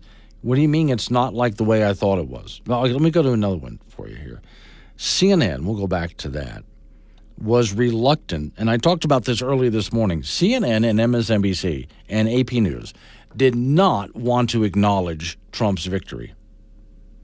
It was generally speaking, amusing. He is overperforming what he did in 2020, and she is underperforming what Joe Biden did in 2020, and that ends up what it was a narrow edge for Biden is at this point, we have to condition it, a narrow defeat for Harris. And the thing about North Carolina, and John has been talking about this and will do more at the wall, is you do have kind of a sense of the country in the state of North Carolina, in that there are growing minority populations, and there is a growing sort of suburban, maybe more moderate population in and around the big cities.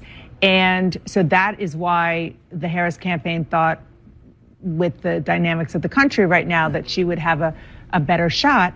But look, the headwinds of the economy, the inflation that people are feeling, the difficulty, and every day. Oh, wait a second. I'm going to pause that. Here they are hesitating at this point. They should announce during this stage that Trump has won, but they're not doing it. But did you hear that as they talked about, and she talked about inflation? You're finally admitting that there's a problem with inflation on CNN? It's about time. The election's over, Trump just won, and you're finally admitting, well, maybe it was inflation. Gosh, if you had only thought about that before. Now, not done. I got a few more of these, including. There's one person I have on my list here that you've got to hear this. They're actually saying that the problem is that Kamala Harris overperformed. She was too good. The reason she lost is she was too good. And you just couldn't handle that. That was actually, yes, MSNBC. CNN Van Jones, also MSNBC, Stephanie Ruhle, misinformation behind her defeat. What about all the misinformation that was thrown at Trump? I guess they don't want to talk about that. In fact, you've already heard a couple of people, especially that guy from PBS and Juan Williams, that bought into all of the misinformation. And now are completely confused why you didn't go for it. I mean, in their minds, all of this misinformation is absolutely true. Oh, real quick, I'm just concerned about her. One more time, back to Liz Cheney's house. How you doing, Liz? Not so well. Let's wake up. This program is intended for immature audiences only. Wake Up Wyoming with Glenn Woods. Weekdays at 6 on air, on Alexa, and 24/7 on the Wake Up Wyoming app. Waiting by. All right, Frank. So let's go back real quick. I'm actually going to ask you a sports question. So I'm going out on a limb here. Okay. I know, but okay. We do have, because this is a big deal to a lot of people, the volleyball tournament coming up, and that's when? Tomorrow. Starting Friday. Tomorrow. Goes through the weekend? Saturday. Tomorrow, Friday, Saturday. Okay. Now, how many teams are showing up? There will be 8 times 4, 32. 32. Wow. Did you hear Frank do math there? That was pretty impressive there. There's a 4 times 8 is 32 also. Okay. All right. So he's pretty good at that. I wouldn't have gotten it. All right. So anyway, all of those teams show up, and they play 4 games at a time? Yep. Okay. And if you lose twice, you're eliminated. And if you win all of your matches, you are the state champion. Okay. Now, so it's best 2 out of 3 is what they're basically doing there. Well, you cannot lose twice. Yeah, you can't. Yeah. And once you lose once, you won't be able to make it to the championship game. Right. So you can play for the consolation. But that doesn't mean, it sounds to me like it doesn't mean that you lost once. So therefore, you're still playing. You're still playing, but no, I mean you're out. Yeah, you're still playing, but you can't finish first. Gotcha. Okay. Wow. And there's going to be buses and volleyball girls from all over the state. Try finding a place to eat in Casper. Oh my Lord! I'm glad. Okay, I'm going to be down in Cheyenne over the weekend. So I'm leaving town at just the right time for this. By the way, last time I was down in Cheyenne, there was a gaggle of teenage girls coming up the hallway. The entire floor that I was on was filled by teenage girls as part of that cross-country track thing. What were they doing? In our office or at the... at the Little America. Oh, of course. Yeah, well, of course. Of course, you know what time I go to bed. Yeah. And I got a whole floor full of teenage girls. I'm the only person who's not on the team. And I go to bed at like 6 p.m. I told you ahead of time the state cross-country meet was held at Little America. Yes, took me a while to be able to get to sleep. But I wasn't... Look, I'm not going to be the old fuddy-duddy that goes down the hall and yells at them. They're doing what teenage girls do. Slamming doors, screaming, and giggling. They had a great time. Oh, I'm sure they did. State High School volleyball tournament does begin tomorrow at the Ford Center in Casper in Class 4A. Laramie is the favorite. They are 30-1 on the year, and the Plainsmen are the top seed from the East. They'll play in the Trona in the first round at 6 p.m. NC comes in at 13-19. Kelly Walsh is the top seed from the West at 29-3, and KW plays Cheyenne East tomorrow at 1 o'clock, and KW Cheyenne East is 18-16 on the year. Thunder Basin, another good team in 4A at 23-5, and the Bolts take on Star Valley tomorrow at 2:30, and the Braves are 17-18 at 4:30. Green River takes on Sheridan, with Green River coming in at 20-10. Sheridan is 20-13. The semifinal round will be on Friday, and the championship matches will be on Saturday at the Ford Center in Casper. Volleyball at the Division I college level. The Wyoming Cowgirls lost to Colorado State and Laramie last night in 4 sets, 24-26, 25-21, 25-19, and 25-22. UW is 14-9 overall, 6-7 in Mountain West play. They'll be on the road at Boise State tomorrow. College basketball, the Wyoming Cowboys did win their regular season opener this week, beating Concordia of St. Paul 108-85 in Laramie.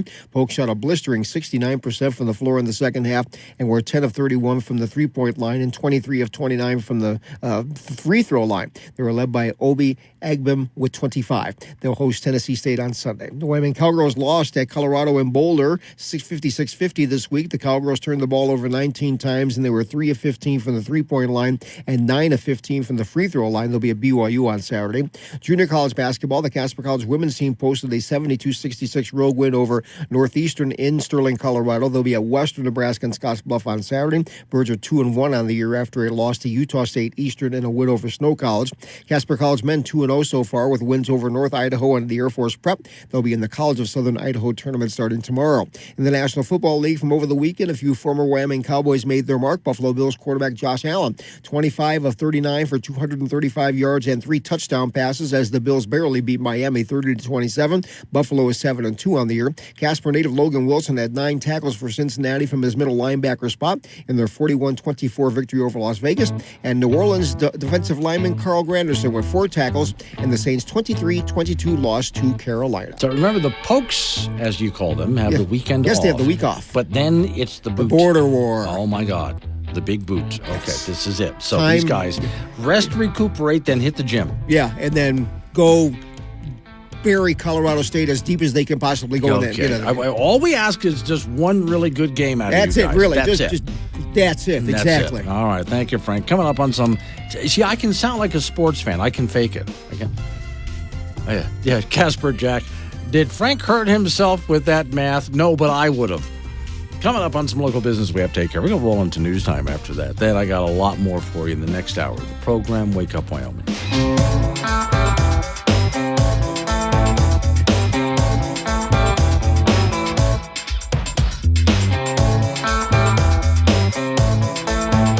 Holder.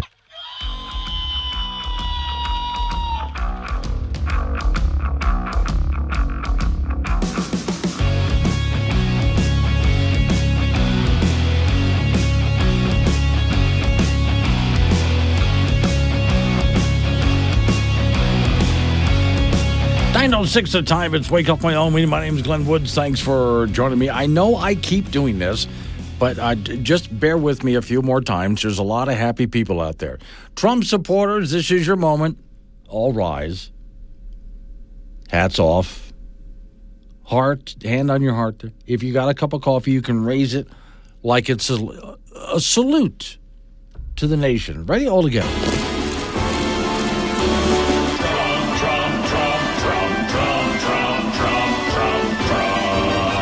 Feel much better? Okay. And we keep checking in on Liz Cheney to see how she's doing. Her head keeps exploding. Jonesy and Casper. Oh, wait a second. I got to expand your message here, Jonesy, because I think this is pretty good. He said, "Good morning, Glenn. While I am grateful for a second term of President Trump, I am baffled by Casper voters. A quarter of my neighborhood believe that Harris and socialism are the answer. The majority of my community believes reelecting folks that mismanage our taxes is a good idea. And more so that giving them even more money through forced contributions, which is taxes, is mismanaged is going to improve our city." Well, no, I think that's... I'm glad you wrote that to me. That's thank you, Josie. That's a good way to really sum up what we've been dealing with here as a country, which I constantly say to folks that, look, the real problem here, I'm not taking left versus right. I don't care. Big government is not the solution to the problem. Big government is the problem. One of the first things I would love, in fact, the entire 4 years that Trump is in office, what I would like to see him do is dismantle. What is it? The president of Venezuela, am I right, folks, who's more of a libertarian guy? Now, their president has more power than our president. So when he got into office, he was able just to start closing down government bureaucracies. And he closed one office after the next and unburdened the people. They have just got rid of it all. Not all government, but a lot of it. And reduced taxes and regulations. And did it quickly. And in no time, not only was the country not in debt, but it had a surplus. But the economy's booming. And we can do that here in America. And that really is the answer. It honestly is. For those people who are asking questions, because I've been talking about this all morning long, but I'm okay with it. Here in the state of Wyoming, Amendment A did pass. That's the amendment that gives your Wyoming House and Senate some power to take residential properties as something separate. And so it's a different kind of tax as far as property taxes go. How they work that out, nobody knows yet. We'll have to wait and see. But that's something that they're allowed to do under passing Amendment A. Now, I do want to go through a few more things. I was picking on the news media here because when I got here, which is a little before 2 o'clock in the morning, Fox News had called the election, and they were right about the numbers. But a lot of other news organizations were not calling it yet. They still had Trump at 266, not 277, like Fox News did. And they really didn't want to call. They didn't call it till really, really late. I mean, they milked it for all they could. And they were in freak-out mode. So I have some examples of that. I'll go back to MSNBC, some of the conversation they had as they were sitting there in disbelief of their results. You have to remember, when it comes to North Carolina, they just went through the hurricane. We know that the state made tons of accommodations and people were able to get to the polls in an abbreviated form. But they also were victims to a huge amount of misinformation over the last 4 weeks. You cannot underestimate the impact that had. But to Joy's point, there's no surprises in this election. People knew exactly who they were voting for and what they were getting. So they get what they get. Oh, gee. And, you know, it was that huge amount of misinformation because none of the misinformation came from MSNBC or CNN, right? No, speaking of CNN, remember Van Jones? Okay, Van Jones blames everything except what really needs to be blamed. Because I'm thinking about the people who are not a part of anybody's elite who are hurting tonight. There are African-American women who know a little bit about being talked down to and know a little bit about having their economic dreams crushed, who tried to dream a big dream over the past couple of months. And tonight they're trading in a lot of hope for a lot of hurt. And they were hoping that maybe this time, one of their own could be seen as worthy. And once again, they're facing rejection. And that hurts. They thought tomorrow morning they're going to walk out with their shoulders back a little bit. Okay. Maybe able to breathe. You get the idea. It's sexism, it's racism, things like that. David Axelrod deluded himself into thinking that now I saved the best for last. I really did save the best for last for you guys. See, David Axelrod, the reason that Kamala Harris lost is because she overperformed. Yeah, she did too good. And you just couldn't take it. I'll let him explain it to you. Kamala Harris completely overperformed expectations. I think she handled herself with a lot of grace. I think she did. She probably turned in one of the great debate performances, that we've seen, to the point where now, the guy who appears to be the president-elect, Donald Trump, didn't want to debate her again. Okay. See, again, this is just delusional behavior by these people, but Wait a second. There's one more. Here's Jake Tapper talking with Kamala Harris about overperforming. So you asked, are there any places that the vice president is overperforming Joe Biden in 2020? So we could show you that as well. We just bring that out here. Harris overperforming in 2020. Holy smokes. There you go. So let this go away and see if there's anything on the east side there. Literally nothing? Literally nothing. Literally not one county? Okay. There's not one single county out there, not one single, where she overperformed. But apparently she overperformed as a candidate, and you just don't get it. That's all. Back to MSNBC. I said I was going to do the last one, but I'm sorry, I got a few more here that have popped up. I know a lot of you people don't know these folks. I barely know them either. MSNBC, Chris Hayes. We have this very funky and terrible system called the Electoral College. It's not a terrible which system. decides elections in a way that's totally different than every other election in the United States decided and the way that anything's decided anywhere else in the world. We should scrap it. Okay, so he blames the Electoral College. By the way, Trump won the popular vote, too. By a lot. By a lot. So he's blaming the Electoral College, but he's not looking at the fact that the popular vote, he won that too. So if you had scrapped the Electoral College, which is a brilliant idea, not scrapping it, but the college itself is a great idea, something our founding fathers put together that was just a brilliant idea, and we need to keep it. But even if we had gotten rid of it, Trump still wins. What are you going to do about that? Okay, here's someone who's just being unintelligible, MSNBC, Simone Sanders. The lead that needs to be insurmounted is not the gap may not be insurmountable, but it may be mountable. Okay, I don't really know. Okay, I'm not sure what to do with that. You get the idea. I mean, total meltdown here, right? All right. And they don't quite know what to do with themselves. And they're blaming everything, except, you know who they're not looking at? Kamala Harris and themselves. It's all your fault. Let's just ask Liz Cheney.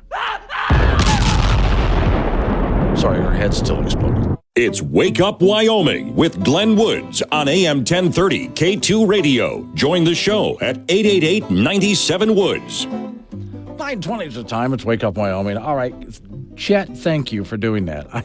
Chet and Yoder took a bullet for us. While you've been listening to me yammer on, Chet and Yoder went over and tuned into The View. He had to find out what they were doing, because I've been asking all morning long. How do you think The View is going to handle these election results? Chet went to find out, and he just got back with us.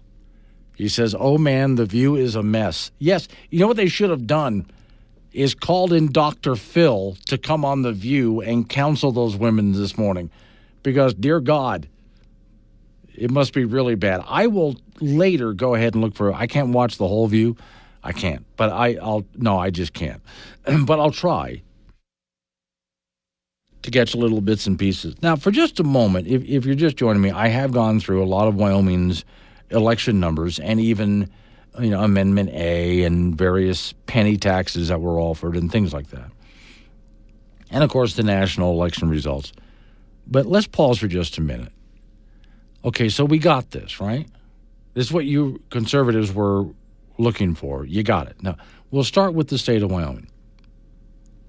Across the state of Wyoming, a lot of very conservative people, meaning limited government especially, have been elected, so good for you, in the Wyoming House and Senate, especially in the House.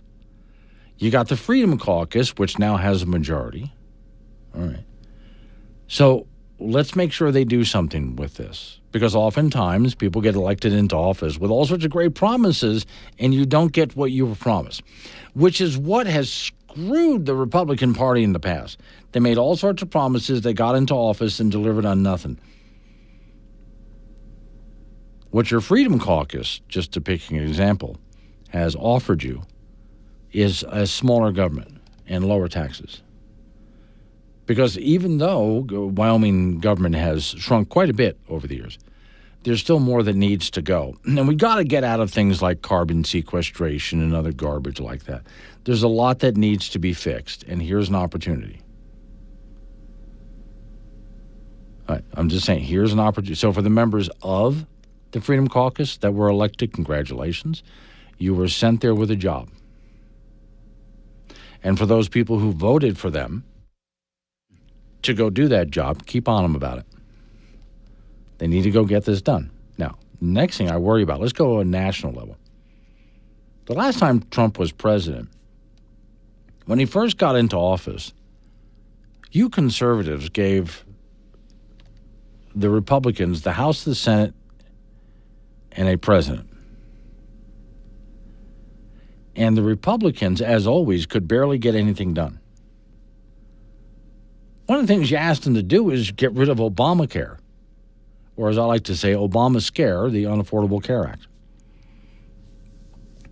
That all they had to do was, and one junior senator did this, wrote a one-sentence bill repealing Obamacare. And they couldn't get it done. So now that you've given definitely the Senate, probably the House, we'll see, and then the presidency, once again, is in the hands of the Republicans. Okay, hey, Republicans, are you listening this time? Because first thing we got to do is massively reduce spending. Massively. In order to reduce spending, there's all sorts of government programs that just need to be shut down and thrown out. Get rid of it. All these different programs. By doing that, not only do we free up people from the boot of bureaucracy, that's a big part of it. We get rid of a lot of bureaucracy. But that also helps to get rid of our debt. If we can balance the budget, we can start to pay down the debt. We need to do this. And Republicans have been promising us this for a very long time, but they never delivered on it. Well, it's time they delivered on it. So we have to make sure that they do this time around. And that will definitely help the American people. You want to help healthcare as one thing, infrastructure, national defense, energy, et cetera, et cetera. Well, the way to do this is to seriously limit the size of government. And as we do this, the bureaucracy is going to scream. And there's a lot of people who have become really stinking rich because government is just handing out money like crazy. And that's got to come to an end. And they're going to hate it. They're really going to hate it, but it's got to get done. You want to save the country? That's what's got to get done. So winning the election was part of it. A big part of this was winning the election. You did that. But you're not done. If you want to really win this, you're not done. Next is making sure that this Republican Party does because I keep hearing the word mandate. It was such a landslide election, a big red wave. You finally got your red wave. There's a mandate. Okay. Well, make sure that they are held to that mandate. And not just those people listening to me in the state of Wyoming, but elsewhere as well. Make sure that they are held to this mandate. This is a big opportunity here, and let's not blow it. Troy Malone in Cheyenne, Elon says he can cut $2 trillion from the government, and Trump is putting them in charge of it. Good. Let's go. I hope Elon gets a position there on staff, cabinet, something. Let's do it. Jim and Casper, state and local government should not be in the housing, banking, or any other private sector venture, transportation, roads, national security. True. And again, and just like on the national level, we have to hold them to that on the local level. Jonesy says, I heard, I was responding to something Jonesy had said. I went ahead and read it on the air. Oh, that reminds me. Let me go ahead and call this up real quick because somebody wanted to hear it again. There was a bunch of people who said, as always, that they want to leave the country if Trump is elected. Well, we're ready to move you out. Are you a liberal who actually said out loud that you would leave the country if a Republican was elected president? I'm serving my ticket to get out of here if he wins, only because he probably have me deported anyway. If any Republican gets nominated, I'm going to move to Canada with my entire family.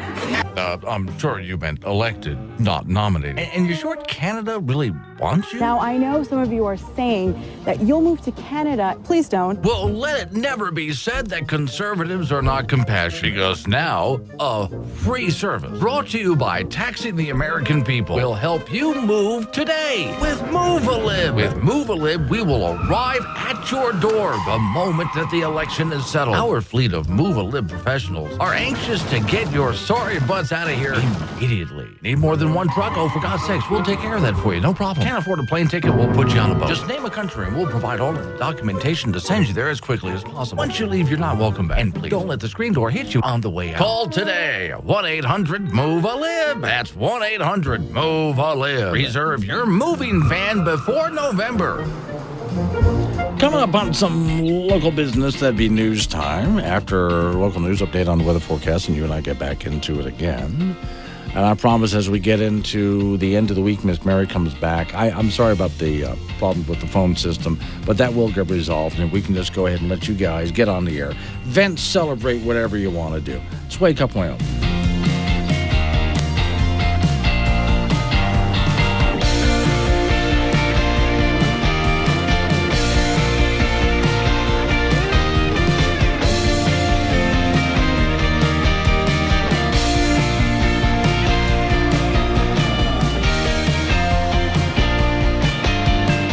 Colder. Take Glenn anywhere with the Wake Up Wyoming mobile app. Wake Up Wyoming with Glenn Woods on AM 1030 K2 Radio.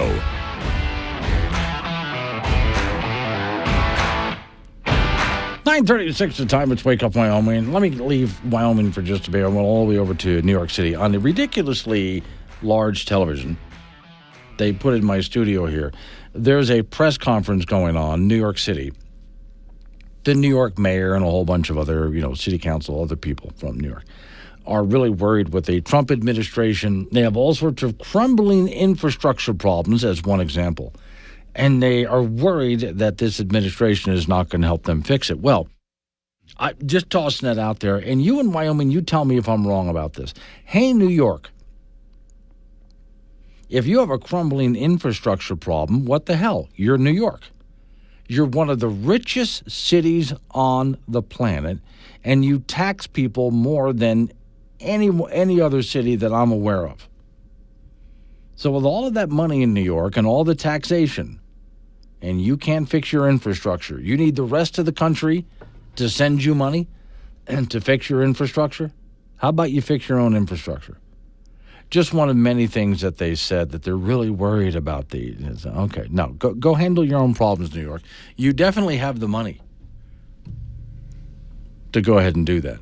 I'm still getting notes from Chet from Yoder that the people on The View, the ladies on The View, if I can call them ladies, if that's not too much of a stretch, are still in pure meltdown mode. Sorry about that. Now, I got to wonder, I'm just thinking out loud here, so when do you think the protests start? Remember last time Trump was elected, the major protest that happened, especially just at his inauguration. So what do you think it looks like this time? All right. And how do you think, you already know the answer to this, the news media will skew if they have these massive protests? How do you think the news media will portray it? Remember, during the riots of 2020, when an entire downtown area was burning and people were looting, and a reporter is standing in front of all of that saying, this mostly peaceful protest. Well, obviously it wasn't. We could see what was right behind him. We saw it.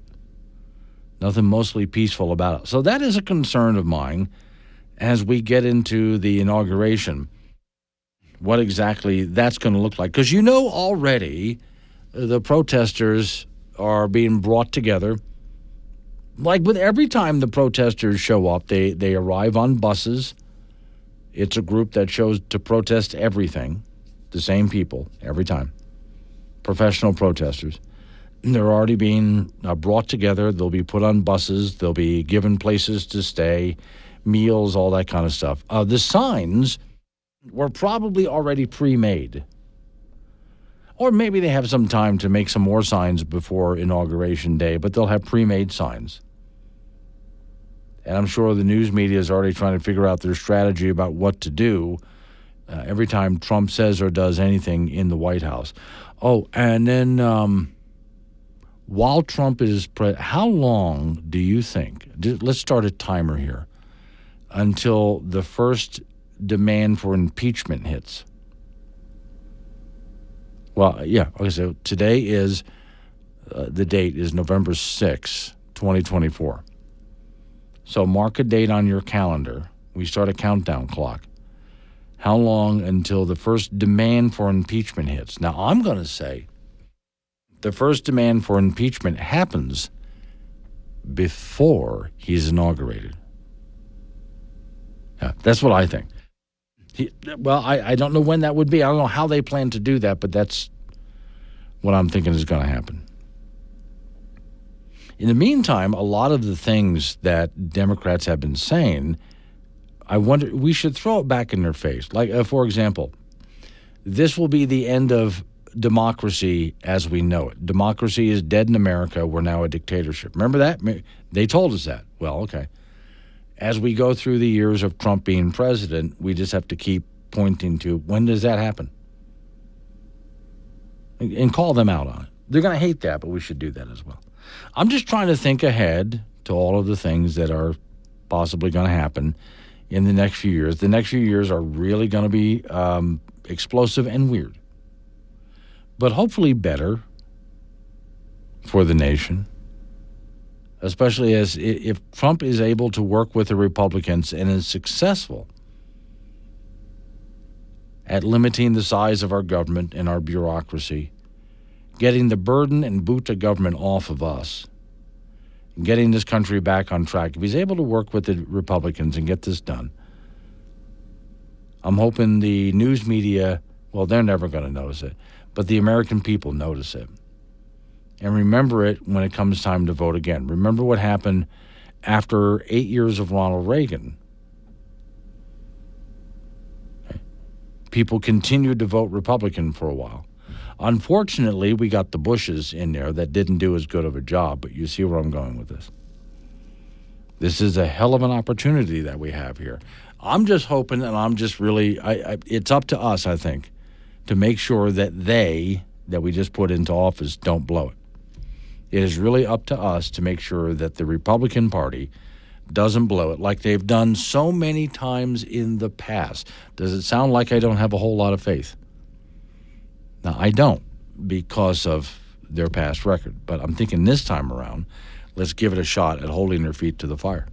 Not trying to sound like a downer because this is such a great day for a lot of you people that were hoping Trump would get back in office and the Republicans would have the House and Senate. You're almost there. You almost have the House, too. So if they get this, let's make sure that we hold them to their promises and we make some things happen. Coming up on 9:43, Wake Up Wyoming. Download the Wake Up Wyoming mobile app. Listen anywhere and chat live with Glenn during the show on AM 1030 K2 Radio. 9:48 the time. It's Wake Up Wyoming. Off we go to the icebox where Frank Gambino is waiting by. Now, Frank, I haven't done this in a while. Okay. So I'm going to go ahead and give you some of what I think are the funniest names in sports, and you tell me if it's their real name or a handle they got, right? Okay, ready. Coco Crisp. That's his name. Okay. Baseball player, yeah. I see. I was sure that you're going to tell me that wasn't his name. That's his name. Milton Bradley. That's his name. Oh, my God. And he was a weirdo. Yeah? I mean, he was just weird. Okay. But that is his name, Milton Bradley. Okay. Junior, I believe. Longar. That's probably his name, too, but I never heard of the guy. So okay. Now, this one, I hesitate to do this on the air, but let's get it over with. Dick Trickle. It was probably okay to name him that when he was a kid, but Andy Fries. Pardon me. That's probably his name, yeah. God, Shamagod? Yes, that was his name. Yes. Shamgod, yeah. Yes, okay. And his first name is God, yeah. Okay. Rabbit Marinville? His first name is Rabbit. He's a baseball player. Okay. Never heard of him. Okay. Let me see. That guy's got a weird smile. Boots Day. Yeah, Boots is his first name, yeah. Okay, it's one thing to name a guy Wolfgang, but if it's Wolfgang Wolf. Yeah. But Boots Day is good, yeah. Oh, okay. I still sounds like he should do a Wolfman movie. Wolfgang. Okay. Let's see. No, I'm going to skip that one because that's just inappropriate. Samoa. Yeah, he's from Samoa. Really? And that was his name? I'm thinking it has to be. Okay. Now this one is just his parents were up to something. The guy's name was Tommy Gunn, as in a Tommy gun. Yeah. Okay. Okay. Yeah, that's Oh, no, I've given up on names in the last 5 or 10 years. Here's a guy, I just don't they get it named anymore. a beer after him, Blue Moon. Is that his real name? He's a baseball player. Blue Moon. Yes, actually his name, baseball Oh, player. well, it was Blue Moon Odom. That was his nickname. That's right, yeah. That was his nickname. Oh, it was his nickname, not his real name? Yeah, Blue Moon Odom. Okay, yeah. that's why I'm asking you these things. Creedence Clearwater Kudo? Really? Yeah, he's a soccer player. All righty. Okay. Shooty Babbitt, SHOOTY BABITT. Your guess is as good as mine. Okay. Whatever happened to guys like Anthony? Yeah, Bob. Jim. Yeah, see, what about that? Okay. Bill. Now, this guy, again, do they name him this because they hope he's going to get an endorsement? The guy's name was Ben Gay. Yeah, and that's I believe that's his real name. Yeah, so our kid's going to play sports. We're going to name him Ben Gay. That way he can go ahead and get an endorsement. I mean, that's the only thing I can figure. I don't know. I'm sure that the team gives that stuff away for free to these guys. All right, in volleyball at the Division I college level last night, the Wyoming Cowgirls lost to Colorado State and Laramie in 4 sets, 24-26, 25-21, 25-19, and 25-22. UW is 14-9 overall, and 6-7 Mountain West play. They'll be at Boise State tomorrow. The state high school volleyball tournament begins tomorrow at the Ford Center in Casper in Class 4A. Laramie is the favorite. They're 30-1 on the year. The Plainsmen are the top seed from the East. They'll play in Natrona in the first round at 6 p.m. NC is 13-19. Kelly Walsh is 29-3 in the top seed from the West, and KW will play 18-16 Cheyenne East tomorrow at 1. Thunder Bay is another good team in 4A at 23-5. The Bolts will take on Star Valley tomorrow at 2:30. The Braves are 17-18. At 4:30, Green River plays Sheridan. Green River comes in at 20-10. Sheridan is 20-13. And the semifinal round for all 4 classes of the state volleyball tournament will be on Friday, and the championship match is on Saturday at the Ford Center. College basketball, the Wyoming Cowboys won their season opener this week, beating Concordia of St. Paul 108-85. The Pokes shot a blistering 69% from the floor in the second half and won 10 of 31 from the three-point line and 23 of 29 from the free throw line. They're led by Obi Egbum with 25 points. The Cowboys will host Tennessee State on Sunday. And the Wyoming Cowgirls lost to Colorado in Boulder this week in their season opener 56-50. The Cowgirls turned the ball over 19 times and were 3 of 15 from the three-point line and 9 of 15 from the free throw line. They'll be at BYU on Saturday. Junior college basketball, the Casper College women's team posted a 72-66 win over NJC in Sterling, Colorado. They'll be at Western Nebraska and Scottsbluff on Saturday. Birds are 2-1 on the year. They lost to Utah State Eastern and a win over Snow College. Casper College men, they're 2-0 so far with wins over North Idaho and Air Force Prep, and they will be in the College of Southern Idaho tournament starting tomorrow in Twin Falls. And that's it in sports. Okay. I've had a really busy morning, as you can imagine. Well, I didn't know anything was really going on. No, nothing at all? No. Okay. I mean, there's still going to be beer and baseball, isn't there? No, there's definitely going to be beer and baseball. Okay. That stuff doesn't go away, Frank. Oh, okay. Okay. Everything can happen that is completely wrong in this world, but we're always going to have, on the day that we don't have beer and baseball, you just understand the sun's about to go nova and it's all over with. Okay? Well, I feel a lot better now that I know that beer and baseball will remain as fabric of this country. Even bad baseball, Frank. But not bad beer. No, can't have that. All right, thank you. I don't even know what good beer tastes like. Coming up on some local business we have to take care. We're going to roll into news time after that. Thanks for all your help doing all of this. The notes over the Wake Up Wyoming app has just been absolutely incredible. Okay, so tomorrow we'll have more of the, and I did a good mix of the local with the national stuff. Tomorrow a bit more of a breakdown, but other news that has happened besides the election. It's Wake Up Wyoming.